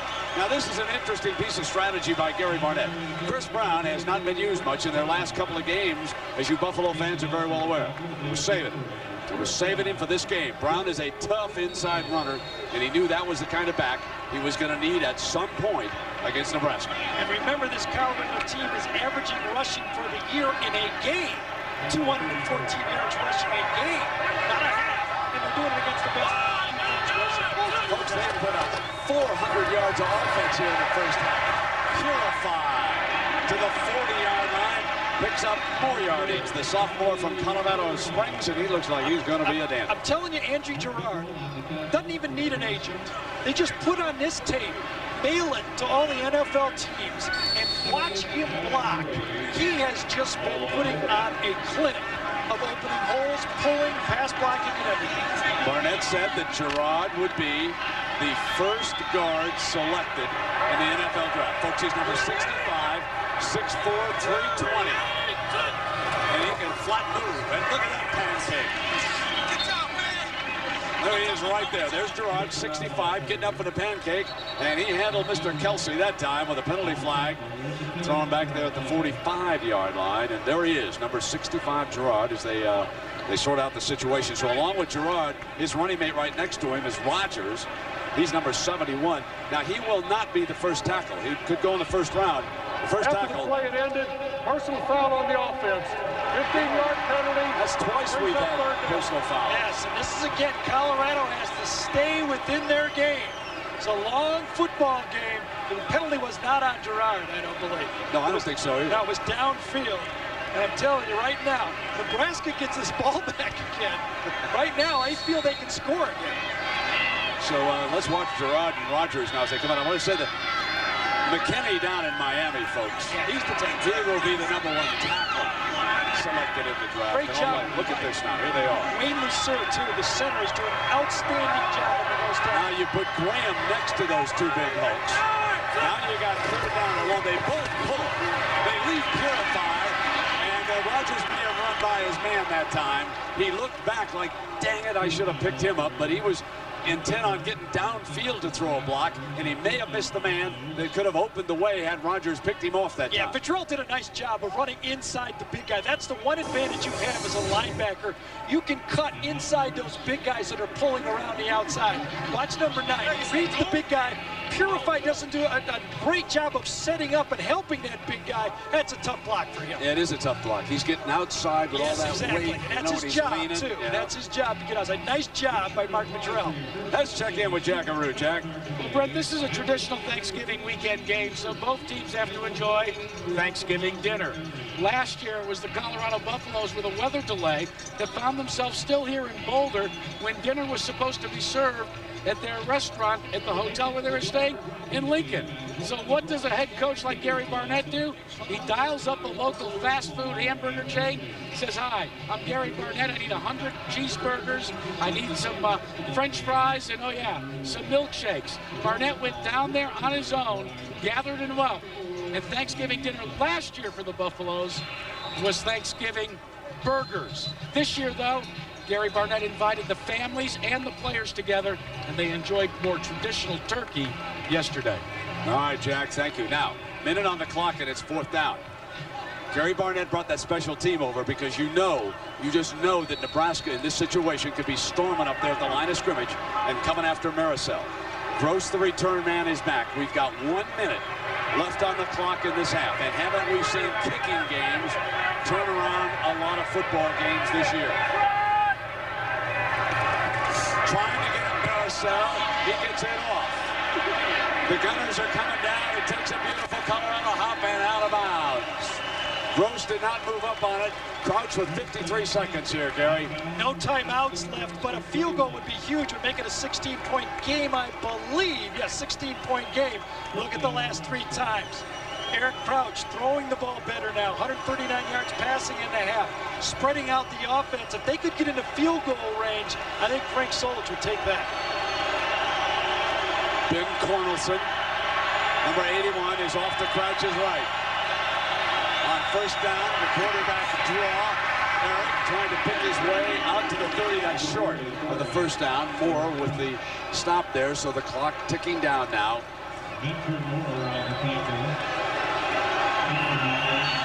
Crouch quickly up. They're still 70 yards away. Off to the side. Thunder doesn't get out of bounds. Now he does. Clock is stopped, and it's a 1st down with 27 seconds. Very smart drive so far for Nebraska. Nothing silly. You don't want to make a mistake and go in giving up more points. Like to get the ball out to about the 45-yard line going in before you really go downfield. Any try in this light air, I mean, you might be able to kick a 59, 58-yarder in this air. Remember, they have been kicking it deep into the end zone going in this direction, too. Crouch fires out to Thunder again. We'll take the sideline and out of bounds at the 41-yard line, just short of that 1st down, but he stopped the clock with 20 seconds to go. Now, Josh Brown's longest field goal is 43 yards, so they've still got a ways to go before he can attempt anything in that range. Of course, factored in this air, 10%, and easy is 47 yards. 2nd down and Crouch. Here's Collins. He'll stop it again. Got the 1st down. 15 seconds. And you know Thunder obviously is limping as we watch him come back every time playing with that injured left ankle. He has to be in there, though, because Darren Dietrich is not a good receiver. He's only caught 1 pass all year. Collins is the guy who catches the ball when they want to throw it. And Dietrich's 1 catch was for -5 yards at that. Now you can throw the ball over the middle, but it has to be enough to get a 1st down to stop the clock. Crouch is looking middle. Fires middle. Got it with Gibson. He should have just sat down on the 1st down. 10 seconds to go.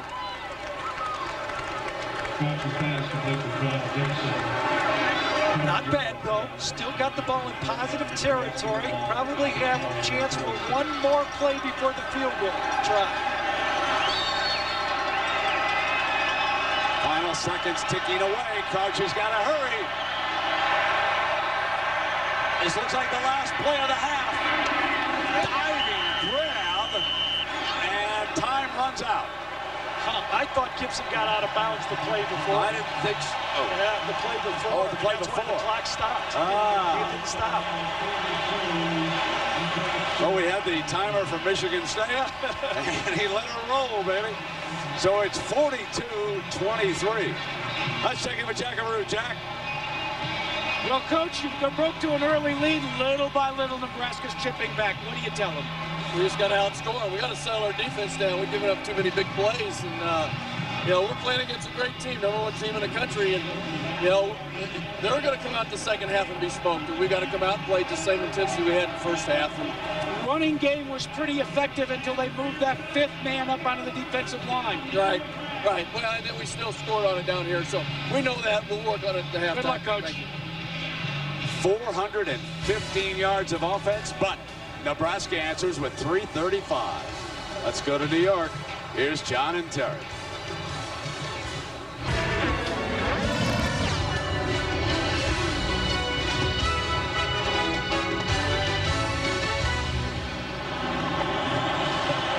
Most points scored against Nebraska in any half.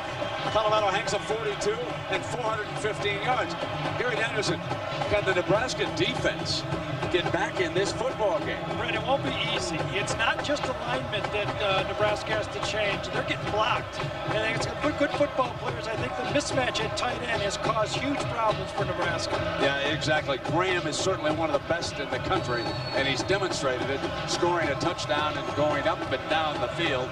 Colorado will get the ball to start the second half, and they'll bring it out on the 20-yard line. It's not like Colorado's come out and fooled them with some cheap touchdowns. You look at what the teams have been trying to do. Colorado, 219 yards. That's a dream come true. Look at this. 26 yards for Nebraska in their option game. Couldn't be any better for Colorado's defense. It's forced Nebraska to go to their finesse game. They've thrown the ball, they've adjusted, but when Nebraska's not good with their option, they do not play Nebraska offense. So Pesavino brings him out with Purify as his running back.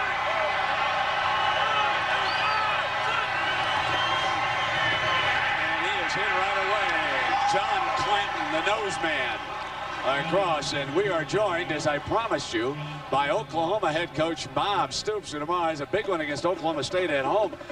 Coach, how shocked are you that Colorado's hung a 42 on Nebraska in the first half? Well, I tell you, it's great offensive execution. It's been impressive to watch. Colorado really executing well, and Nebraska came back and executed some very good plays, too, by the end of the half. Well, stick right with us, Coach, as we talk to you here between snaps. Pesavino brings him up to the line. Roll, Kelsey's blocked, and he throws beautifully underneath, very accurately. And of course, Bob, you didn't have to play Colorado. I'm wondering, your youngsters are probably anticipating a rematch. You know, that old look-ahead kid with your youngsters down there. How do you keep them focused on Oklahoma State this week? Well, it's been pretty easy. We understand by winning tomorrow, we've got a chance to lock up the Big 12 South and win the Big 12 South championship. So that is motivation. We understand that. We understand we're playing a rival school here in state. So we're really looking forward to competing tomorrow. All right, Coach, here's third down and 1. Was stopped short of the 30-yard line. So they will be forced to punt. Gary, you got a question for Coach? Yeah, Bob, you know, as a defensive coach, and I know you watch it with defensive eyes, the mix and balance that Colorado has, a quarterback that's throwing accurately and a power running game, tough to stop. You're very right, Gary. I think everyone as defense coaches, I've always felt that way, that a balanced offense is always more difficult because of which is coming, the run or the pass, and that's why even in our offense, we've continually tried to improve our running game, even though sometimes we're noted as a passing team. So DeJuan Gross is set to return. Low, and it'll roll dead inside the 30-yard line, and that's where Nebraska will have its first possession here of the second half. Coach, give us your quarterback situation as you approach Oklahoma State and perhaps the Big 12 championship game. Really excited about Nate Hibble, the way he's come on the last 3 games. He's been completing 69% of his balls, about 840 yards, 8 TDs to 3 interceptions. Really catching a rhythm and excited about that. And we haven't penciled ourselves into that. We know we got to go out and compete and do well tomorrow in order to get that berth into the Big 12 championship game. All right, Bob, here comes Crouch. Handing it off to Dieter, the I-back, who powers straight ahead. Bob, give us a little scouting report on Diedrich, number 30 for Nebraska. Big, strong guy up inside. You know, when you defend Nebraska, they're as much finesse as they are power. They really have a number of complicated blocking schemes that you continually have to read out and get in proper position. Then you have to be physical enough to complete the play by tackling them once you get them in the hole. All right, here's second down and short after that 9-yard burst. Crouch with a little change-up at the line of scrimmage.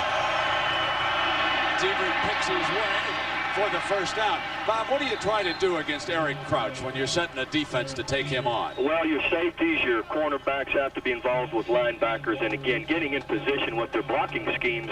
They try and out-gap you and out-position you in their blocking schemes, and he knows how to read them, and you have to read them with them and get your secondary people to fill those holes as he's looking for them and read out their blocking schemes. So here's first down for Crouch and Nebraska, just beyond the 40-yard line. Crouch is going to pull back and look to the middle. Got it through behind him. Gibson incomplete. How do you evaluate Crouch as a passer, Bob? Well, he's very capable. He does very well with his play action and boot passes. And, you know, I felt all year he's been better than he has been, you know, in the previous couple of years. And he may be struggling just a little bit here today. But overall, he's very effective and you know, capable of hurting you with the pass. I guess I shouldn't ask you about his talents as a receiver, huh? Yeah, that's right. He does a good job getting open and running with it once he has it. Second down now for Crouch and Nebraska. He's back in the shotgun. Quarterback draw. He's got an alley on the left side. First down. Coach, when your team is going well, Quentin Griffin, your running back, is getting yards. You talked about being able to throw the ball, and I think you're best when you're able to run the ball. Well, sure, and we're always working to get better running it and always have that a part of our package. Some people insist, though, kind of like our defense tries to do that as well, insist that you're not going to be able to run it. And sometimes, even though he isn't gaining yards, he's opening up some seams and some passing yards that maybe go unnoticed, that you know, just his presence in there sometimes still helps you on offense. So Nebraska mounting a drive is at the Colorado 47 here to start the second half. Here's Diedrich again. Made the most out of that with a strong second effort. Coach Williams has had such a great year for you in that defensive backfield. Kalmus, the linebacker. My goodness, you've got a lot of great defensive players on that team. Very fortunate to work with those young men. They're excellent players. Rocky and Roy particularly have made some big plays in big games to make a difference. And Roy, in particular, the plays he's made against Texas and on down the road, you know, that have helped define our season. Second down now for the Huskers. Here's the toss play to Diedrich. Can't get his daylight. Sometimes, Coach, it's not alignment, it's not X's and O's, it's just guys ready to make tackles. It looks like Colorado has come to play. Sure, they're a very good physical football team, well coached. Both teams are, and that's why, you know, the people, the media sometimes want to pencil people into championship games or even the BCS. There's a lot of games to be played. I think all of us that compete, us coaches and players, all recognize that. You have to go out and earn it every week, and we're aware of that, and that's why I think we're anxious to play tomorrow and see what we're capable of doing. Coach, I want to thank you very much for being with us. Good luck tomorrow, and probably we'll see you in Dallas. We'll have to wait and see what happens. Well, hopefully we can earn our way there. Thank you. You got it, Coach. Bob Stoops, who's done a great job at Oklahoma. Here on third down now is Crouch. The option, second effort, great desire by Crouch. First down across the 35. And now our Morgan Stanley well-connected storyline. Well, one story was right there. Crouch running over for that first down, but you can see it. Brent, it's been big plays. Almost every play has been a gash play, an explosion play for both sides. I don't think either coach would have expected that in this game. Trailing 42-23. And just what the doctor ordered for Nebraska's offense, a drive. First down, mashing drive. Thunder Collins coming in motion and running well. Play fake to him. He wanted it back. Middle diving reception by Wistrom for a first down. Now it's being waved up by the linesman. I thought Wistrom had it. I thought he caught it. The linesman did not necessarily have the best angle, but he came right after it and said it was incomplete. Coming across, this is Wistrom. Over here, it's bootleg action away and a throwback to Wistrom. Fake to Thunder Collins, throwback. Wistrom does not look healthy. The ball is low, and you really can't tell if he got his elbows and hands under the ball, but very, very close. Second down and 10. Thunder Collins broke wide open off that fake over to the left side. Here's your quarterback draw, left side, Crouch, 20, 15, out of bounds, inside, and at the 10-yard line, first down. And that's a quarterback that doesn't go out of bounds easily, does he? This is a game for getting into the Big 12 championship, a chance to win the national championship. It was the quarterback tray. Counter right here. Watch these two guys pull this way. He lines it up. Tailback offense right there. Counter tray with a running back quarterback. I don't have time to stay with that guard. And look at that. I ain't going out of bounds. No way. Here's your first and goal after the 25-yard run. So Eric Crouch now starting to put some numbers up on the board.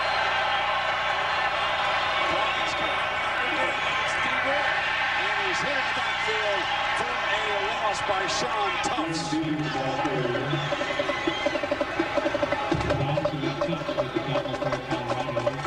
Have to give Thunder Collins a lot of credit. He's been playing on a bad ankle. He's so important because he comes in as a second back, but lines up as a wide receiver to give that defense a different look over and over again. Gibson, Thomas, and Wistrom check in. This is the 11th play of the drive coming up. Gibson goes off to the right, one-on-one with Strickland. Thomas is to the short side, the left of the formation. Play fake, Crouch got time, throws. This time Wistrom hangs on at the 1-yard line. Another diving effort by Tracy Wistrom. And now the Huskers are in business. They can load up with power on this one. How about all three guys doing exactly right on one play? Lewis has got Wistrom. Look at this throw. Look at this coverage. And then watch this catch. Three guys doing exactly the way the coach wanted them to do it. Diedrich is lined up behind the two fullbacks. Davies and Greenwald. It's the power out. It's Diedrich over the top. The ball.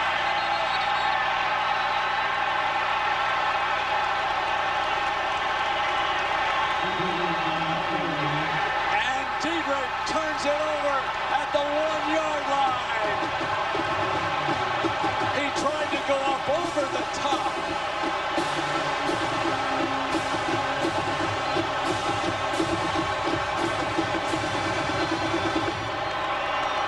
He has fumbled twice today.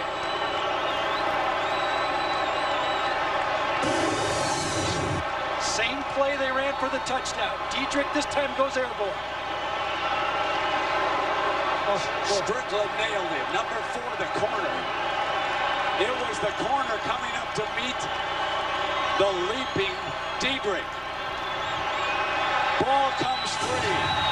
Colorado's got it at the 1-yard line after the fumble. And Nebraska jumps the running back close to the goal line. They want the safety, no signal. Has the tempo of this game changed? Oh, I think Colorado's going to be forced to try to throw to get off this end line.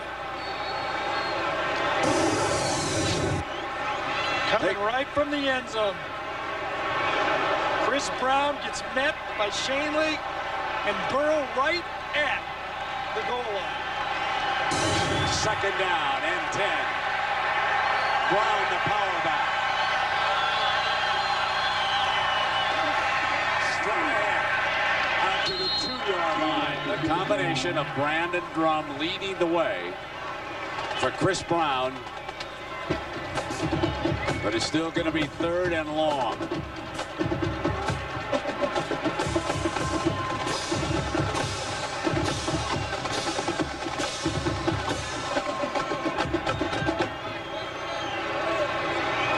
Cannot move fast enough for that man, and it can't move slowly enough for Solich. Right, it must have taken 15 seconds there just for everybody to unwind from that time.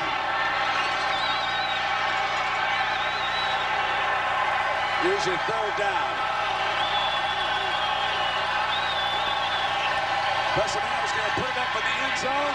Got one-on-one with McCoy, incomplete. Good coverage. Kramer was all over him. And it'll be 4th down.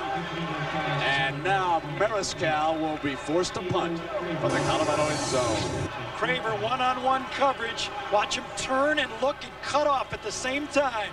Just enough of a peak, ball slightly overthrown, and Kramer doesn't panic and get a cheap interference call. He's got to get it out of here now. Snap to foot. That's the clock. Now Colorado did not have 11 men on. Now they get McCoy out as one of the gunners late.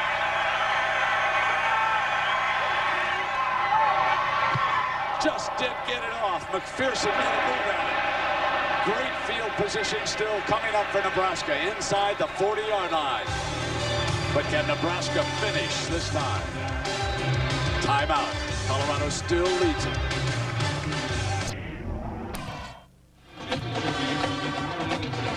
Heartbreak for the young runner from Canada. Turned it over a couple of times. Both times, Thunder Collins has replaced him at I-back. And number 1 is lined up there now. Crouch, the quarterback.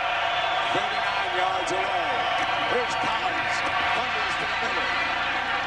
Out to the 30-yard line. We show you how we got here. Folsom Field, Boulder, Colorado. On an overcast Friday afternoon. They drove to the one. And Strickland hit Diedrich, who was diving up over the top.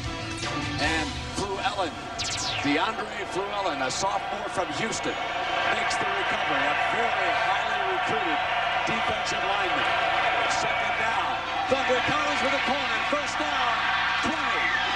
Out of bounds inside the red zone. Here they come again, the Big Red. One thing, if they could put it into the end zone, the only benefit for Colorado has been that they've been able to take some time off the clock, but it's only the 3rd quarter. This game is still in doubt, and we saw what happened. What was it? Last time here, 27-3, only the lead was the other direction. At the conclusion of the game, we'll select a Chevrolet player of the game from each team, and Chevrolet makes a $1,000 contribution to each university's general scholarship fund. 1st down and 10. Davies picks his way to fullback inside the 15-yard line. The only thing that matters in this football game now, as far as numbers are concerned, would be Nebraska's ability or inability to score points. Colorado with 42 already, trying to hang on. Yeah, well, they can't give up much more either, though, Brent. I mean, a field goal maybe, but they give up another touchdown. I don't even know if they have enough time to run their offense. They're going to go 4 wide, and they're going to put Wistrom slot left. He's looked very good this game. Handed off inside to the 10-yard line. So they use the power, and Harris makes the stop. And that's a read for Eric Crouch there. He could have kept that ball, but Colorado's staying very sound. They don't want number 7 to run the ball. They're going to let him hand off. Part of Colorado's strategy, keep the ball out of number 7's hands as much as possible. Crouch has carried 13 times for 73 yards. They are very late getting this personnel package on the field. My goodness, they're inside of 10 seconds. It's 3rd down and 3. He's got 2 seconds, got it off. Thunder Collins trying to dive up for the 1st down. I don't know that he got it. Right, depending on when his knees hit the ground, and it'll be spotted. Again, Thunder Collins playing with that nicked ankle the whole game. His left ankle heavily wrapped. There you see it.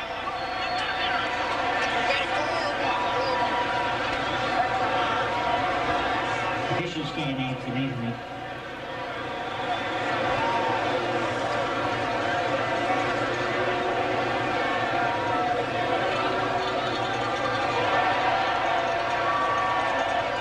That much. Here comes a huge play. Guess who's watching this carefully? Miami. Tomorrow night, in our Thanksgiving feast presented by Siemens, they're going to go up against Washington.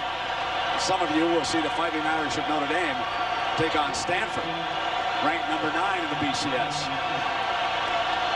So Nebraska loads up. You'd have to bet on Crouch.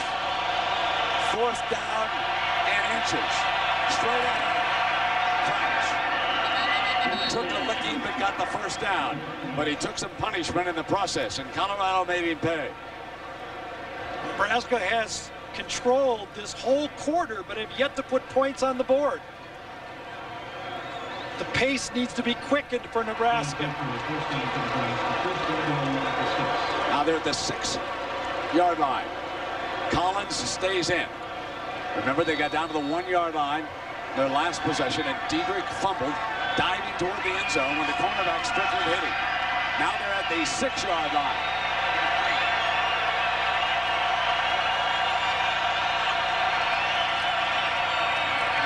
Here's Crouch, turns end zone, got it! That is touchdown number 58. More rushing touchdowns than any quarterback in history. He has now rushed for a touchdown in 10 of 12 games this year, and Nebraska closes in a little bit closer. Option play so dangerous at any time. We talked about it. That knockout punch can be delivered from anywhere on the field by number 7. And here is Josh Brown nailing the extra point. 12-point game, plenty of time to go. Tracy Wistrom gets a nice block on Lewis. Number 87 right there. Blocks down for just a count and gets on Lewis right there. Stays with him, stays with him, stays with him, and that's enough for Crouch to get the end zone. Big Red is within 12. Can Colorado hang on? Timeout. Because of a personal foul after the extra point, Nebraska is backed up. They'll kick off with the 20. This is our Thanksgiving feast presented by Siemens. Continues with Colorado leading Nebraska 42-30. So the return, they move up to the 20-yard line, and a great kick on there. They drive him back to the 9. Colorado to the middle. Dances outside. He's quick. A penalty flag is thrown. Probably an illegal block in the back. Holding on Ricketts, the corner from Nebraska, who had contained. There was holding there.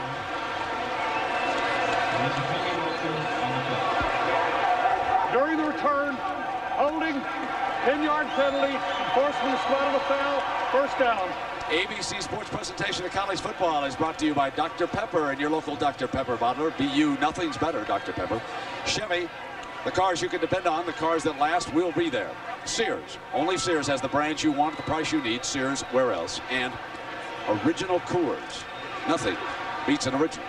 We're in the land of Coors here in the Rocky Mountains, the great Rocky Mountains. Up the front, they had snow up at Vail last night. The skiers are happy. I'm sure some of them are coming in off the slopes, sitting down, seeing this score. The shot. Colorado scored 42 in the first half. Most points scored in any half ever against the Big Red. And now the Buffaloes settle in. Pescadero, they've been 3 and out twice. Kelsey got in, incomplete. And Kelsey had chased him inside the 5. 57 makes an appearance here in the second half, and let us check in with Jack. Well, as you guys have been saying upstairs, the time is clicking down for the Nebraska Cornhuskers. On the Colorado side offensively, what they want to do is see a quicker break out of the huddle. They want more time on the play clock so Bobby Pescadero can make some calls and some judgments at the line, depending on what type of defense he sees. What they told Pescadero is they want more tempo. Run the clock down, but more tempo at the line. Cormier in as a wide receiver. Purified is eaten up inside the 15-yard line by Mark Vedral. A different Nebraska defense, folks, has shown up this half. Where were these guys earlier? Vedral that time again comes in with his speed. Kelsey took the play on that time, though, Brent. Bounced it outside, and then the speed can run. Coming this way, it's a little bit of counteraction, but watch Kelsey take on the pulling guard. He takes it on, and then the bounce out. That allows the speed of the Nebraska linebackers to make the play. Instead of getting gashed up the front, up the middle, they're forcing that run wide. Ricketts checks in a nickel package. Third down and long.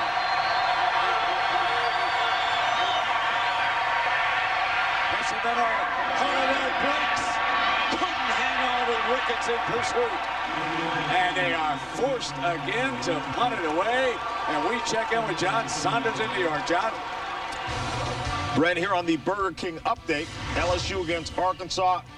Rowan Davey, 37 yards to Josh Reed. Reed now with 1,494 yards receiving. That's an SEC record. They win at 41-38. And next week, LSU faces Auburn to find out who's the champion in the SEC West. A change here for Nebraska. 2 punt returners, something they'll go to if they punt away from the main man. Carlson and Gross on deep. Mariscal pounds it. Gross fumbles. They can't advance it. It's down right there, but he coughed it out. Yeah, but it'll be a halo, and they'll get the ball back. Gross coming up to make the catch, and the Colorado player forced the fumble. My goodness.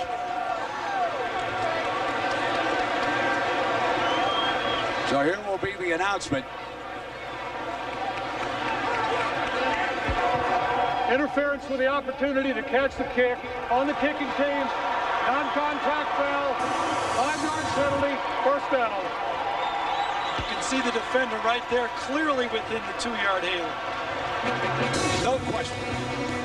So it will be Nebraska's football. Timeout. Gary, total domination by Nebraska so far this quarter. It really has 3 3-and-outs. The offense for Colorado must continue to go because Nebraska's offense is rolling. Thunder Collins stays in. And he reaches the 37 in our Pacific Life game summary. And Eric Crouch has reached another milestone. He now has 1,034 yards rushing this season. He is only the 13th Division I quarterback to rush and pass for 1,000 yards in a single season. And he has scored again today. That is 58th career rushing touchdown. And Eric Crouch trying to keep this drive going. Nebraska down 12 points. Well defended that time. Let's go to Jack and Luke. Well, Brent, when you look at a momentum game, you look for someone to spark an emotional uplift. This man, Thunder Collins, has done precisely that on the sidelines. Each time that the Nebraska Cornhuskers defense has been out, Collins has been walking up and down the sidelines, trying to get the entire team wound up. He may be playing hurt, but his leadership qualities are beginning to come out. Third down and 9. Their option formation. And they're going to throw out of it. Slant, no. Gibson was hit by Sneed, the corner from Mesquite, Texas. Ball was slightly behind that time. Would have been a very tough play. Sneed came in and cleaned it up perfectly that time, but Crouch threw it behind the receiver. It has come to 4th down. And no need to do anything but punt right now. A lot of time in this football game. Here's Larson talking to his center. So far here today, Garrison has delivered the ball perfectly.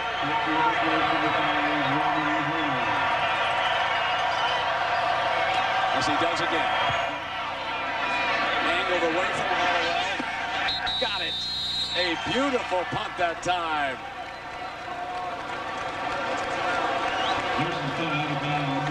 Well, Sunday night, Brian Urlacher and the Chicago Bears will need to tame NFC Central rival Minnesota to remain atop the division.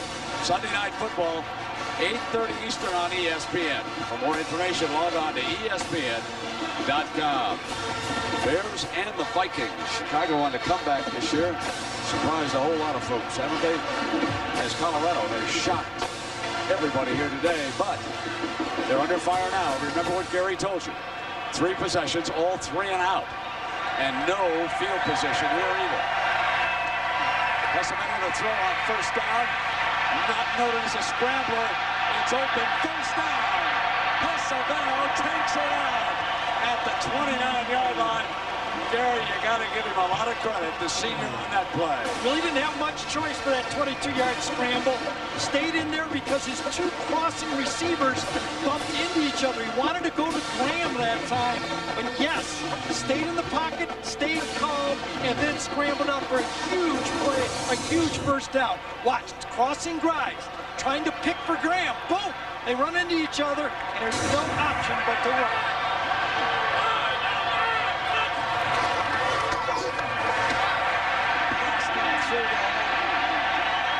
Chris Brown, the power back for Colorado, and another first down, and here they come again. 4 different tailbacks in their career have run over 100 yards in a single game. Chris Brown did it against Colorado State, 21 carries, 121 yards, and he has come through as that change-up back because Johnson has been injured. Purify in as the running back. He's behind Pesavento. Motion fullback. There's Purify to the middle again to the 40-yard line before Shanley makes the stop. 18 more yards, and let's go back to what Terry Bowden said at the intermission. Where are the safeties? Where are the safeties? Where are the defensive linemen? They run right up the middle right here. Safeties. Here's a safety back here. Here's a safety back there. Look at that gash.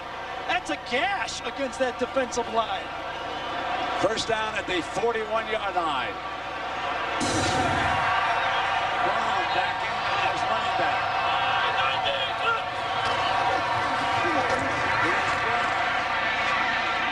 Burrow hanging on, and he picks up a couple of yards. Talking about the safeties, Philip Bland, who would have been a starter at strong safety today, out of the state of Colorado, is injured and not able to do anything about this. Yeah, you really don't expect your safeties to be stopping the ball in the middle right here. You can go 8-man fronts, but those defensive linemen have to help you, and those linebackers have to help you stop those plays. That offensive line for Colorado is winning this football game.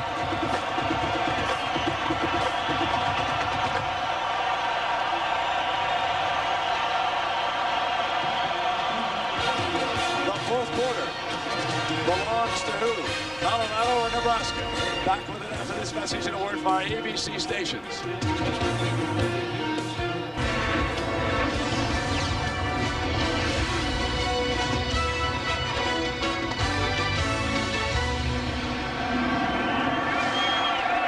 One quarter to go. Colorado leading Nebraska by 12 points, and with the football. In the last 2 games here at Boulder, Colorado has outscored Nebraska 38-0 in the fourth quarter. But remember, in the last one played here, they surrendered the winning touchdown in overtime after missing a field goal that would have won it. So Pesavento comes out now for second down. Pesavento steps away, hit on a delivery, juggling, complete. Gross almost picked it off on the juggle. Cormier, the intended receiver. Bedro and Kelsey had good pressure on Pesavento that time. Getting back in the thing. Here comes these guys from this side. Number 9 right in the middle. He gets in the pile. Watch him get inside right there to put pressure. The ball slightly behind. And that one by Gross could have been picked up. They are taking Booker out in third down situations. The safety is the 4th leading tackler, who has only 1 stop today, has been coming out. Here it is now, third down. Pesavento in trouble. Neatly steps away. Fires open man, incomplete. Oh, he had Brunson wide open. There's a penalty flag, however. Hollowell was the intended receiver, and a flag was thrown.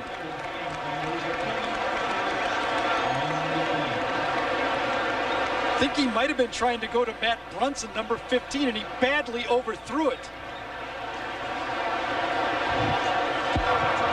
Pass interference on the defense. Maximum penalty is 15 yards from the previous spot. Automatic first down. Hollowell was the guy who got held trying to come back for that ball. Pesavento waved to Brunson that he was open. Let it run right here. Pesavento gets pressure, and when he comes out, I think he's trying to go to the guy who fell down on the play. Right here is who I think he's trying to go to the ball to. That's Brunson.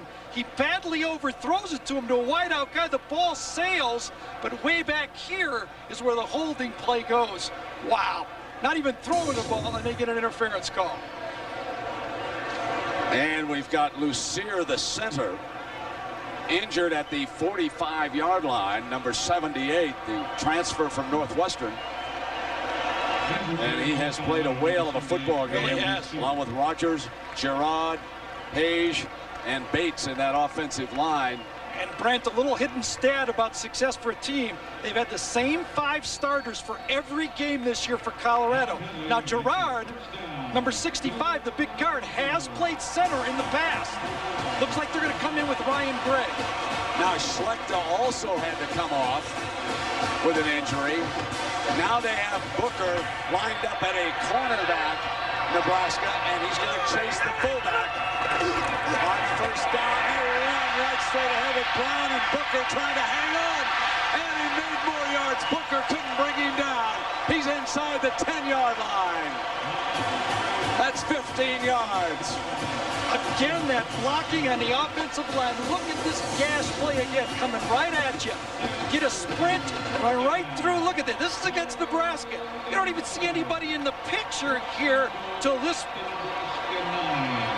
Chris Brown gets into the secondary, and Booker, who's playing man-to-man coverage, comes in and has to hold on for dear life. Brown comes in at nose tackle for Nebraska. They motion that fullback again to keep Booker on the run. Purify on a cutback. And he slipped through close to the 5-yard line. That was Shanley trying to bring him down. What we have seen is that the Big Red defenders have been unable to make the stop with the first hit. And Colorado slipping very close to that 5-yard line. It'll be second down. Now remember what Coach Barnett told us. We want to try to tire them down in the fourth quarter. We're playing at altitude. It's a very emotional game. We want to wear away at it. Brown in the backfield. Play fake, Pesavano. He's played a whale of a game. He threw this one away. Penalty again in the end zone. It's on Gross, I believe. Gross and Hollowell are checked out. It was Gross and Brunson, I think, were locked up in the end zone. The ball was thrown away, but it might have been a holding call on the play. Holding on the defense on an eligible receiver before the pass is thrown. Penalty is half the distance to the goal line. Automatic first down. Ryan Bingham checks into the goal line. When you can run the ball, watch these offensive linemen go this way, slow one way, little play action pass, get it into the end zone, and he just had to throw it away. There was no one open right there, but they called the holding into the end zone, and it was pretty obvious. Bobby Pesavento has played a whale of a football game, has not made the big mental mistake, has stepped away from trouble, has thrown the ball accurately. Toward the end zone, and he was just short of it. It'll be down to the 1-yard line. It'll be second down and goal. He slipped on that one, or he could have scored easily. Nice 1-2 combination with Purify and Brown. Great game plan from Gary Barnett to keep 2 big, healthy backs to go north and south against this Nebraska team. No one has ever tried it. No one has run this type of a game plan against Nebraska all year. You think that they wouldn't want to saddle up behind Rogers and Gerard here for a second and goal? Numbers 71 and 65.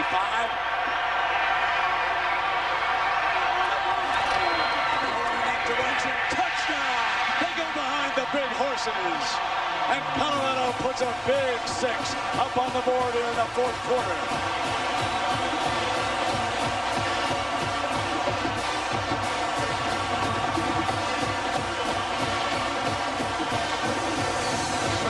Down block, and then they're going to bring Gerard around. Same play that they scored on earlier in this football game. Block down, and bring the big guy. That's good power football. Here's Flores now for the Houston. Nails it. And so today, Chris Brown, the transfer from Northwestern, has scored 4 touchdowns. Timeout.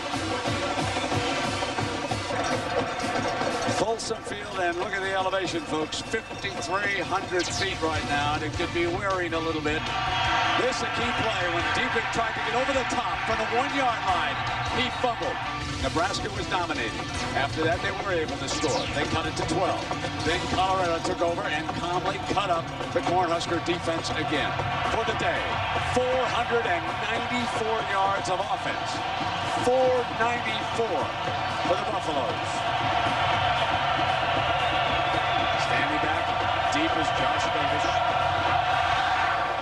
Line drive, it'll have to come out on the 20-yard line.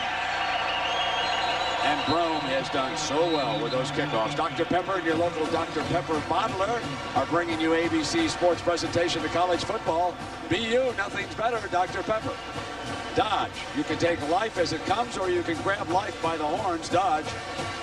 Beechwood Aged Budweiser with the crisp, clean, and refreshing taste, known only the king of beers, and Circuit City.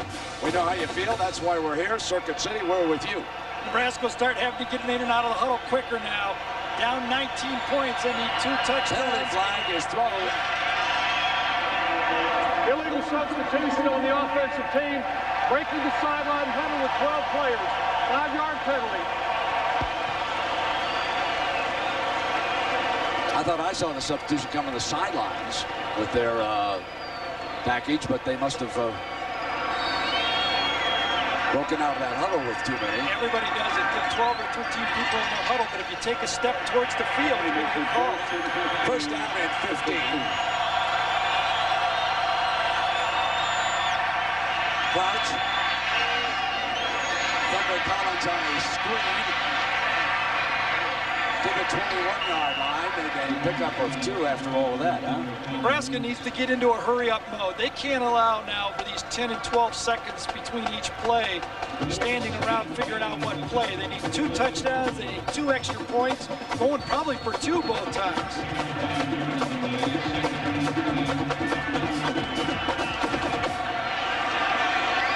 I think they should be in their no huddle already. Second down and 9.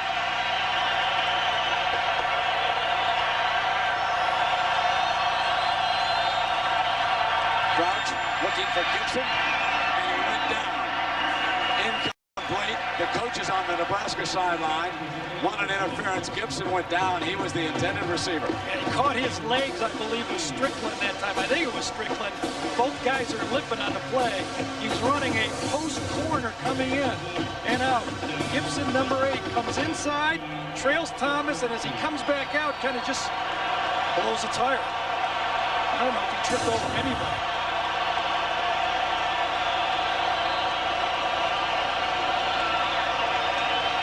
Personnel substitution of 4 players right now with a injured player, Strickland, down. He was limping. I thought maybe he caught his toe or foot with Gibson, but obviously he just blew a tire himself. So we'll take a break. 11:56 to go. Timeout.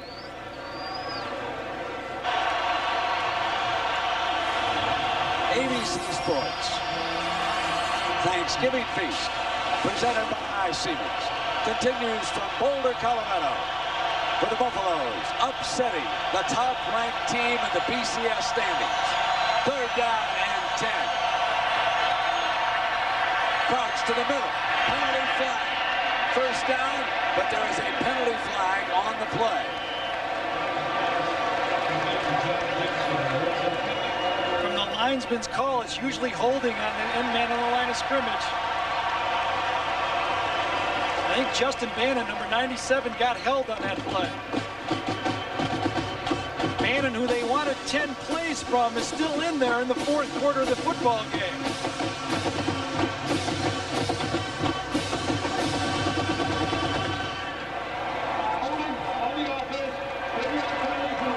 Time starting to run down on Crouch's dream, which was to win a national championship. But to have a shot, they would have to win this game and again next Saturday night in the Dr. Pepper Big 12 Championship in Irving, Texas. Only 11:49 left. 3rd Thomas is the motion man. Play fake. Intercepted by Lewis. Lewis at the 20, 15, 10, out of bounds inside the 10, and that could be the knife in the heart.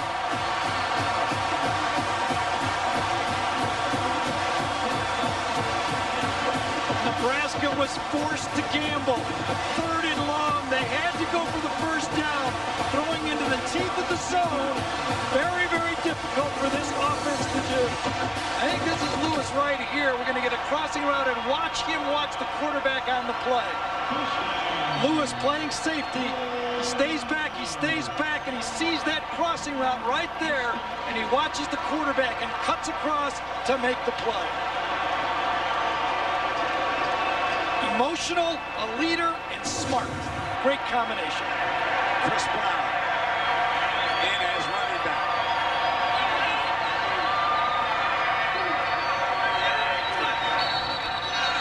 Whistle. They were bringing the play clock down. Game on the offense, 5-yard penalty, first down. That'll cost them 5 on the game clock now. 11:38. Barnett and Colorado leading by 19. And there are such huge implications, not only here, but all around the country as far as the BCS is concerned. Folks, this could be Heartbreak Hotel for Brigham Young. And we will show you as the rest of this game unfolds. It is now first down, backed up to the 13-yard line. Here's the toss play to Brown. Breaks a tackle, touchdown! Touchdown! That's 5 for Chris Brown. The young man from Naperville, Illinois. The Buffaloes are going to Texas, no doubt about it now.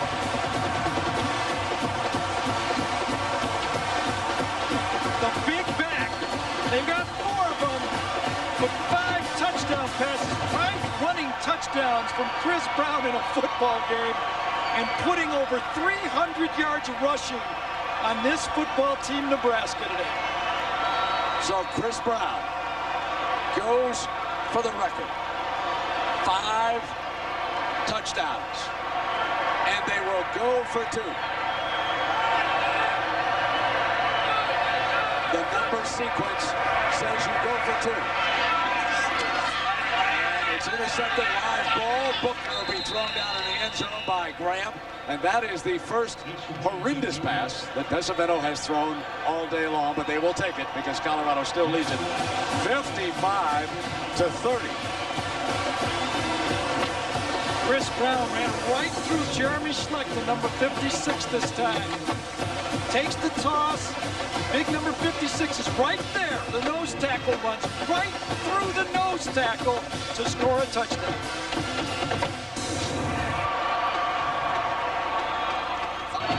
A 25-point lead by a 10-point underdog. This is one, folks, that the odds makers blew off the map. They were so long on this game, it was unbelievable.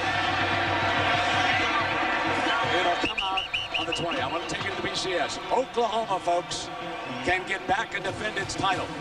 Oklahoma now must handle Oklahoma State at home and then win the Big 12 championship, and now they will be in the driver's seat from Pasadena. Florida still has a chance to get there. Oregon needs some help. Now your middle 5 teams. They all need a lot of help.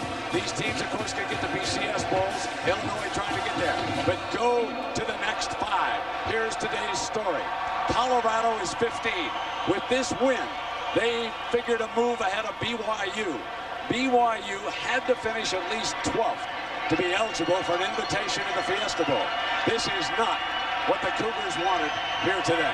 First down and 10 now for Crouch University.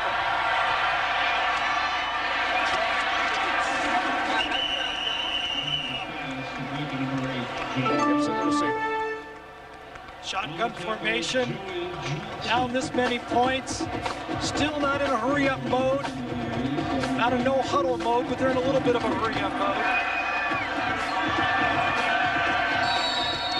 It's been a disaster for a defense that usually prides itself on being able to stop the run.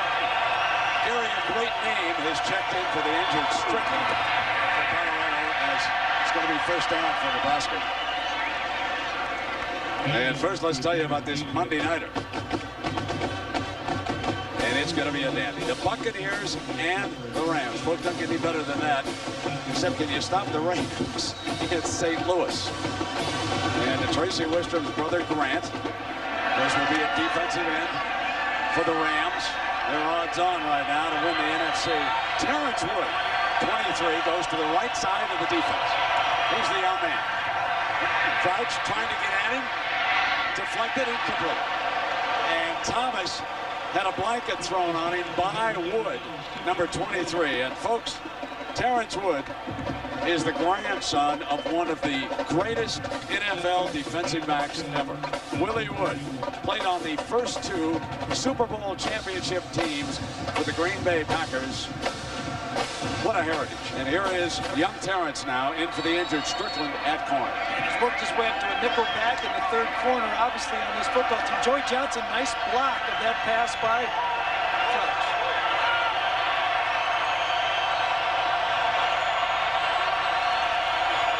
Second down.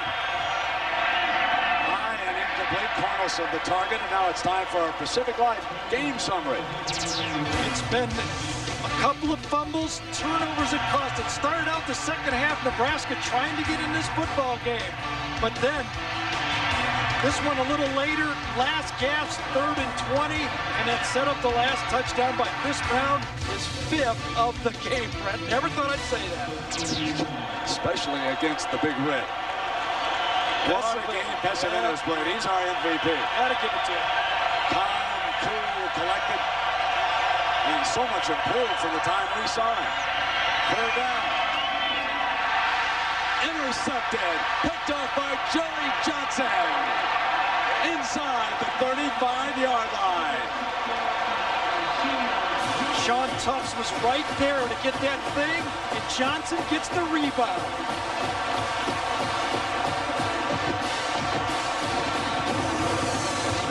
Coming across to Gibson.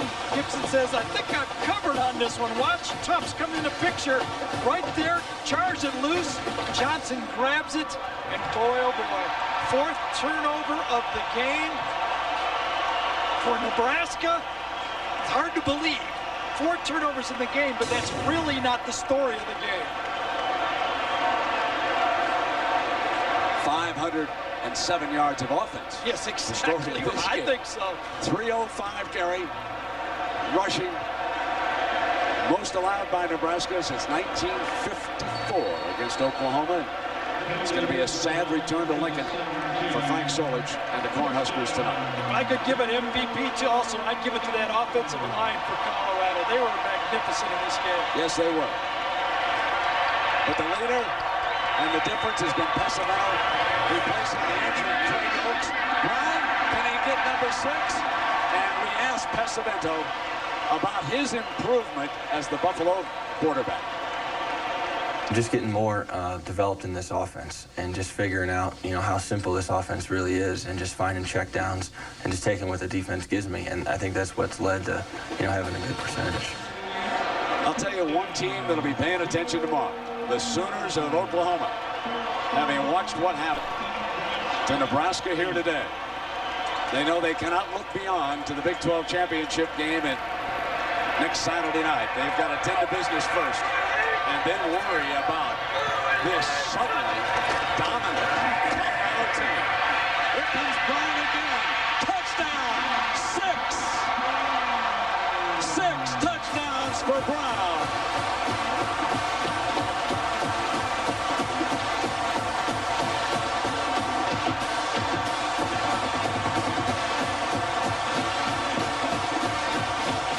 There will be no losing on the final play today for Colorado. They took care of business early. They did not let this one come down to the closing minutes. And if you're looking for the coach of the year in the Big 12, folks, he's on the Colorado sideline. they lost to Fresno State, and the writers in this state wanted to run him right back to Northwestern. But this team hung together, and in their biggest game of the year, they put a 62 on Nebraska. And this guy used to play for Northwestern. He came with Gary. Good move. Not bad. Time out. Your heart just goes out to that young Nebraska fan. And I have not changed my opinion today of Nebraska fans in football. They're some of the greatest fans in the world. They'll be back, young man. Don't worry about it. There's a lot of Nebraska fans that would like to do that. They're just a little older right now. Ever 62. Colorado put on them here today. Coming out in the end zone, one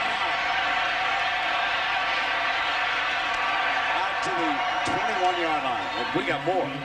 ABC Sports Thanksgiving Feast presented by Siemens continues tomorrow. Ohio State takes on Marquise Walker and Michigan. Then at 8 Eastern, 5 Pacific, it's that highly anticipated rematch of number 11 Washington and number 2 Miami.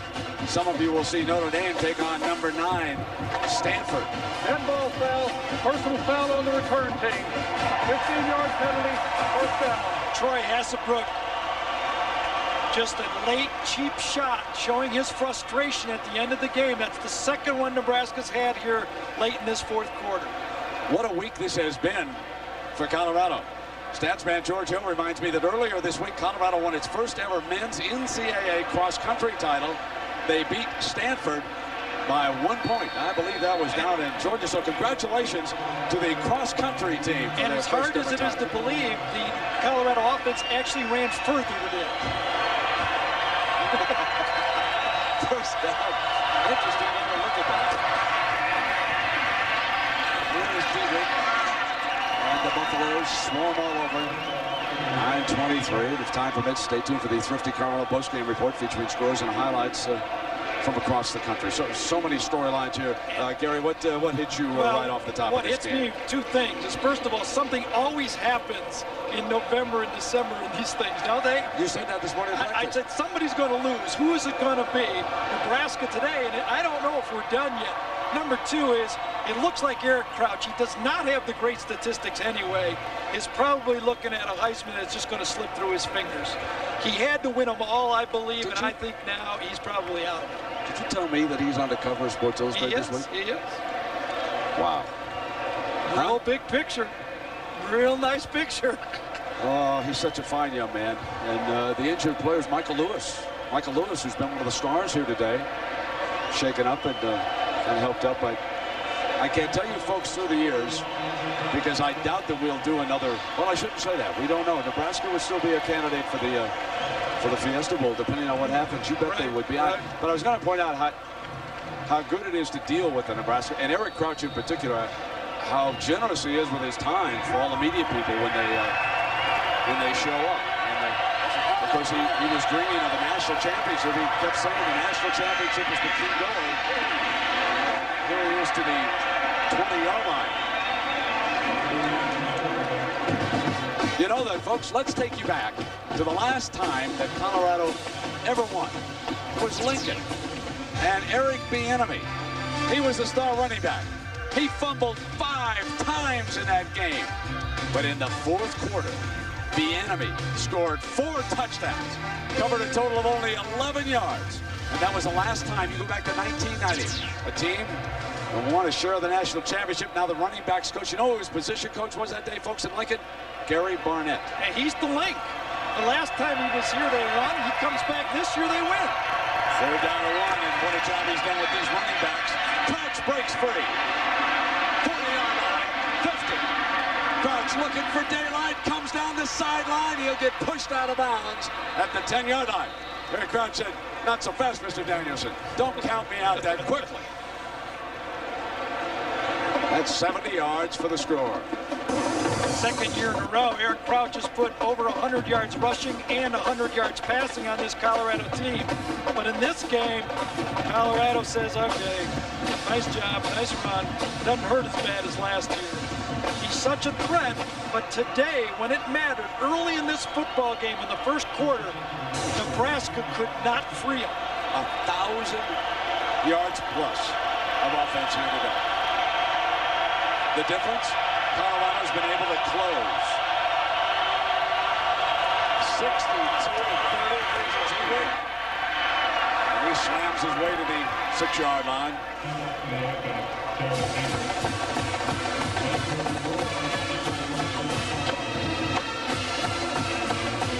There's our elevation. Talked about that Nebraska had to save some fuel for the fourth quarter. Well, it didn't really matter. They didn't really need it. The game was over at almost the start of the fourth quarter when Colorado scored that first touchdown. That really broke the back of this Nebraska team. I think Pesaveno's scramble really changed the game out of the end zone. Option, Crouch, second touchdown of the game. And remember now, he has scored more rushing touchdowns than any quarterback in history. He now has 59. Option left side. You're going to see the lead back. Just go outside. They take the pitch away up here. Goes into the end zone. He doesn't kind of dance around. He just says, lower the shoulder, walk in, Eric Crouch. Going to have to go for 2.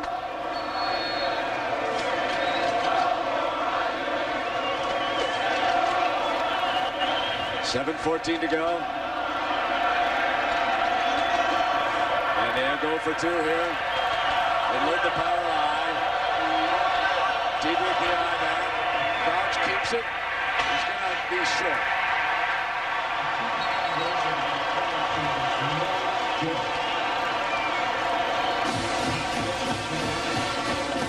$98 points put on the scoreboard here today. An a rousing performance so far by a 10-point underdog.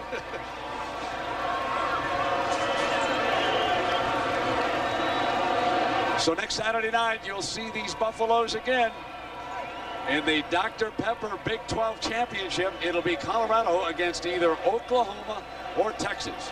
If OU handles Oklahoma State tomorrow in Norman, they'll be there against Colorado. And wouldn't that be a great matchup with Oklahoma's defense against this Colorado offense? Well, you wouldn't want to miss that one, folks. And what will Gary Barnett come up with against that defense? How about just more of the same?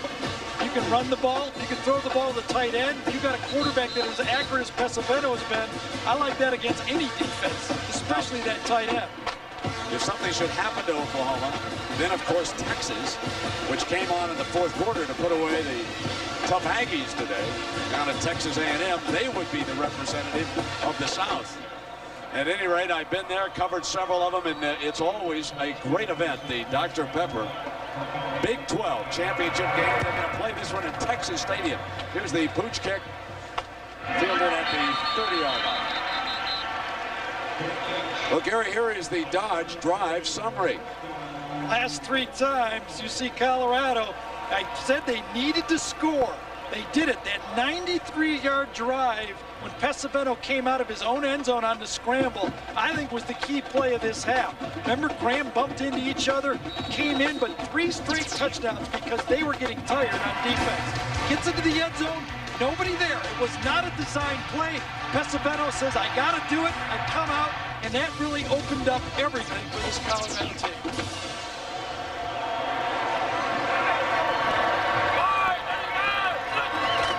First down and 10. And here is Brown. We check in with Jackaroo. Jack. When you look at Bobby Pesaveno's numbers, 6'5", 230 pounds, you would think that the NFL would be lusting for this young man. But they really don't project him being a real NFL prospect, maybe as a free agent. That has bothered Bobby Pesaveno. And when I talked to him before the start of the game, he said, I've known since I was given the nod as the starting quarterback here that this game was going to be my opportunity to showcase my abilities to NFL scouts. He said, it's the day after Thanksgiving. They don't play until Sunday. There's going to be a lot of people in the NFL watching me today. I think he's proven his point. Absolutely, Jack. 6:25 to go. We reach the top of the hour. It's the running back Brown. has scored 6 times for Colorado. For those of you who have just joined us, as we run a few minutes over, that score is accurate. 62-36. Nebraska going to call a timeout here, and their chances for a national championship have evaporated here this afternoon in Boulder, Colorado. The young man who transferred from Northwestern, Chris Brown, has scored 6 touchdowns for Colorado here today behind an awesome offensive line. Rogers, Gerard, Lucier, Hayes, and Bates blew open the holes, and Chris Brown, who was rested for this game, did the rest. Don't forget Bobby Purify also. He started that game out with that long run. He also went over 100 yards in this football game. 2 backs over 100 yards. Brown was late, but Purify had a tremendous start of this football game. At first drive, he picked up the blitz, which Nebraska's so good at it, and the next play they pop up for the touchdown. He got him off and rolled. Well, the numbers are just incredible here today. 530 for Colorado. And the Colorado offense dashes onto the field here to bring down the last 6:13 of this game.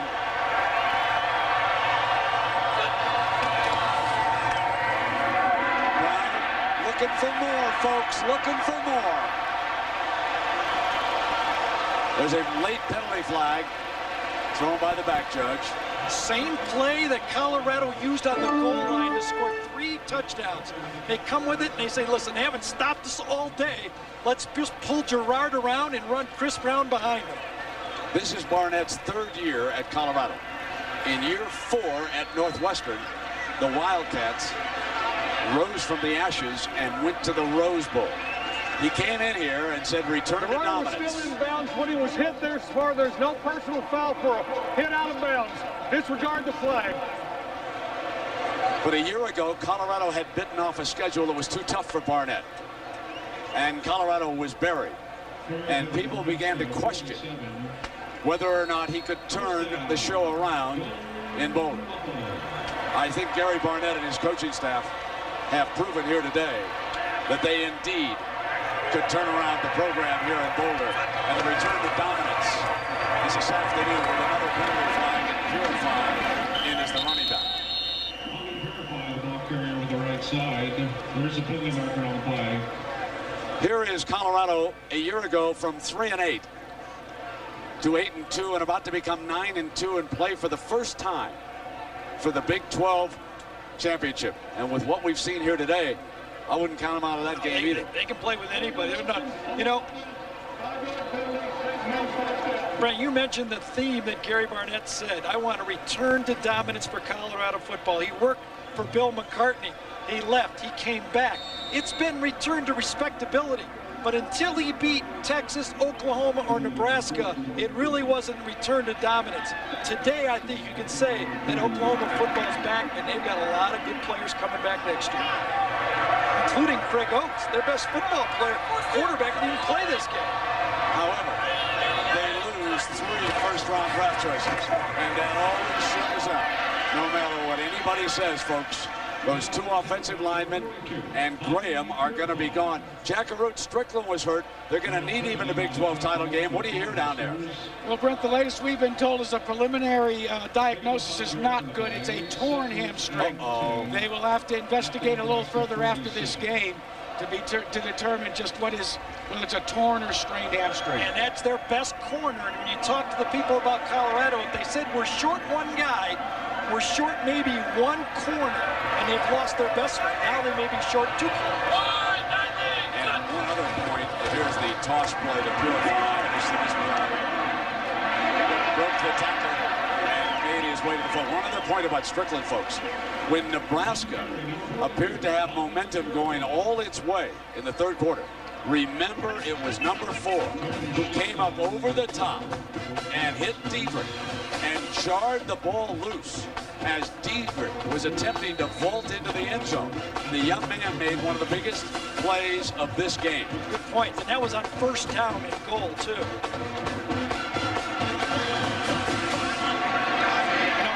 matchup against Oklahoma, Brent. With all those receivers and already short at corner, it's a tough matchup. Third down.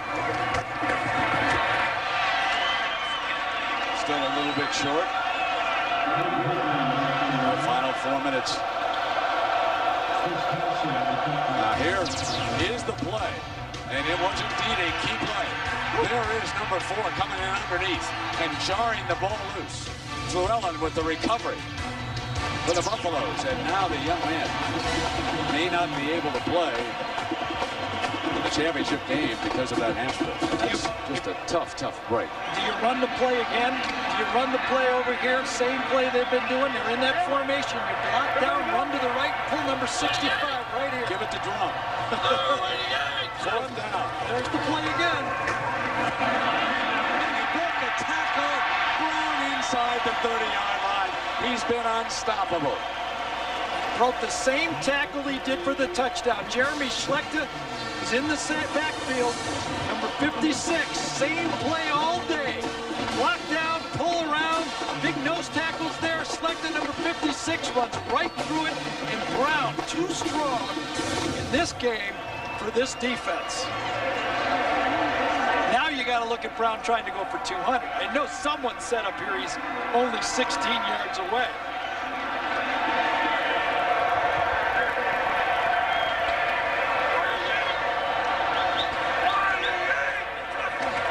Fumble. And Pessolano wraps it up. Comes on first down. You know, I got a moment here, so let me thank a lot of folks, and especially our entire crew, those who spent their Thanksgiving away from their families and here with us to bring you this football game. We can't tell you how much we appreciate the efforts of everybody. Executive producer of ABC Sports is Howard Katz. The coordinating producer of ABC's College Football and the producer today, Bob Goodrich. Our director is Larry Cam. The TD, the technical man, Monty Poling. The associate producer is Mitch Green. The associate director, Brian Fay. Let's watch second down here now and 12.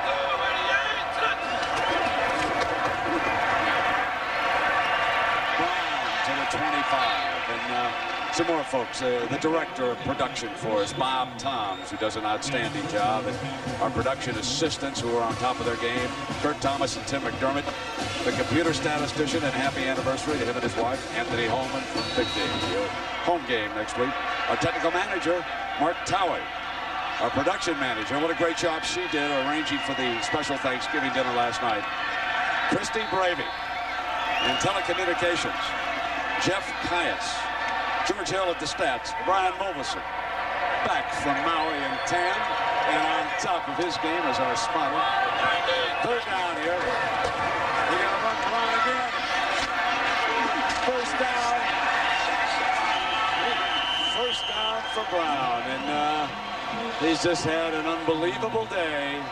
So no surprise, today's Chevrolet Players of the Game.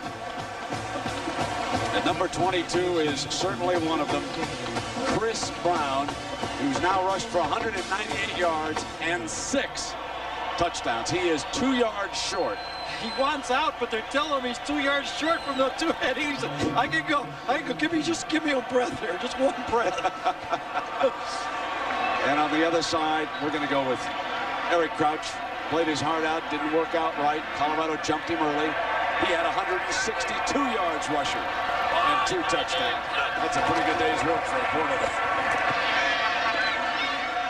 Purify, replacing Brown, carries it. On the depth chart, Chris Brown is listed 4th string. Can you imagine that? Cortland Johnson, Marcus Houston, Bobby Purify ahead of him, and this guy's your number 4? Well, folks, there you have it. Now, there is just so we make sure that you understand that that young man was not Strickland over there, but this one is on the sideline. And so Strickland, and hopefully he will be able to come back. What a great play he made today. Keep playing the game. So there we have it, just a huge upset. 62 points for Colorado. Gary Barnett beats Nebraska, and the goalpost on the left side is down already. It didn't take him but seconds. And I'm sure the one on the right is going to come down too. One goal post down, and folks, that's about the quickest I've ever seen. And let's go down to Jack and Root. Coach, what can you say? Congratulations. Listen, well, you know, we thought we'd play like this. We didn't know it'd end up like this, but you know, our guys have just believed. They want to go to Dallas, and we found a way to get there, I guess. Back at the beginning of the season, the upset at the hands of Fresno State, this team got together in the locker room, and you pulled together as a group. Yeah, there's no question that that was a big game, but we were a good team going into that game. We were a good team coming out, and we just didn't let it bother us, you know. We just hung together and overcome injuries. And, you know, tonight we just played our best. It's a good thing it's a Friday game. You can let them have 24 hours to celebrate. Now you got to go up against Oklahoma. That's all right. We'll worry about them on Sunday. Congratulations, Coach. Yeah, Oklahoma, if they win. If they don't, if they lose too, then it'll be Texas. Once again, our final score, Colorado 62, Nebraska 36. Can you believe it? ABC Sports is online at ESPN.com, keyword ABC Sports. Don't forget, more college football tomorrow. This is ABC Sports, continuing the tradition of excellence. So long, everybody, from Boulder, Colorado. The party is underway.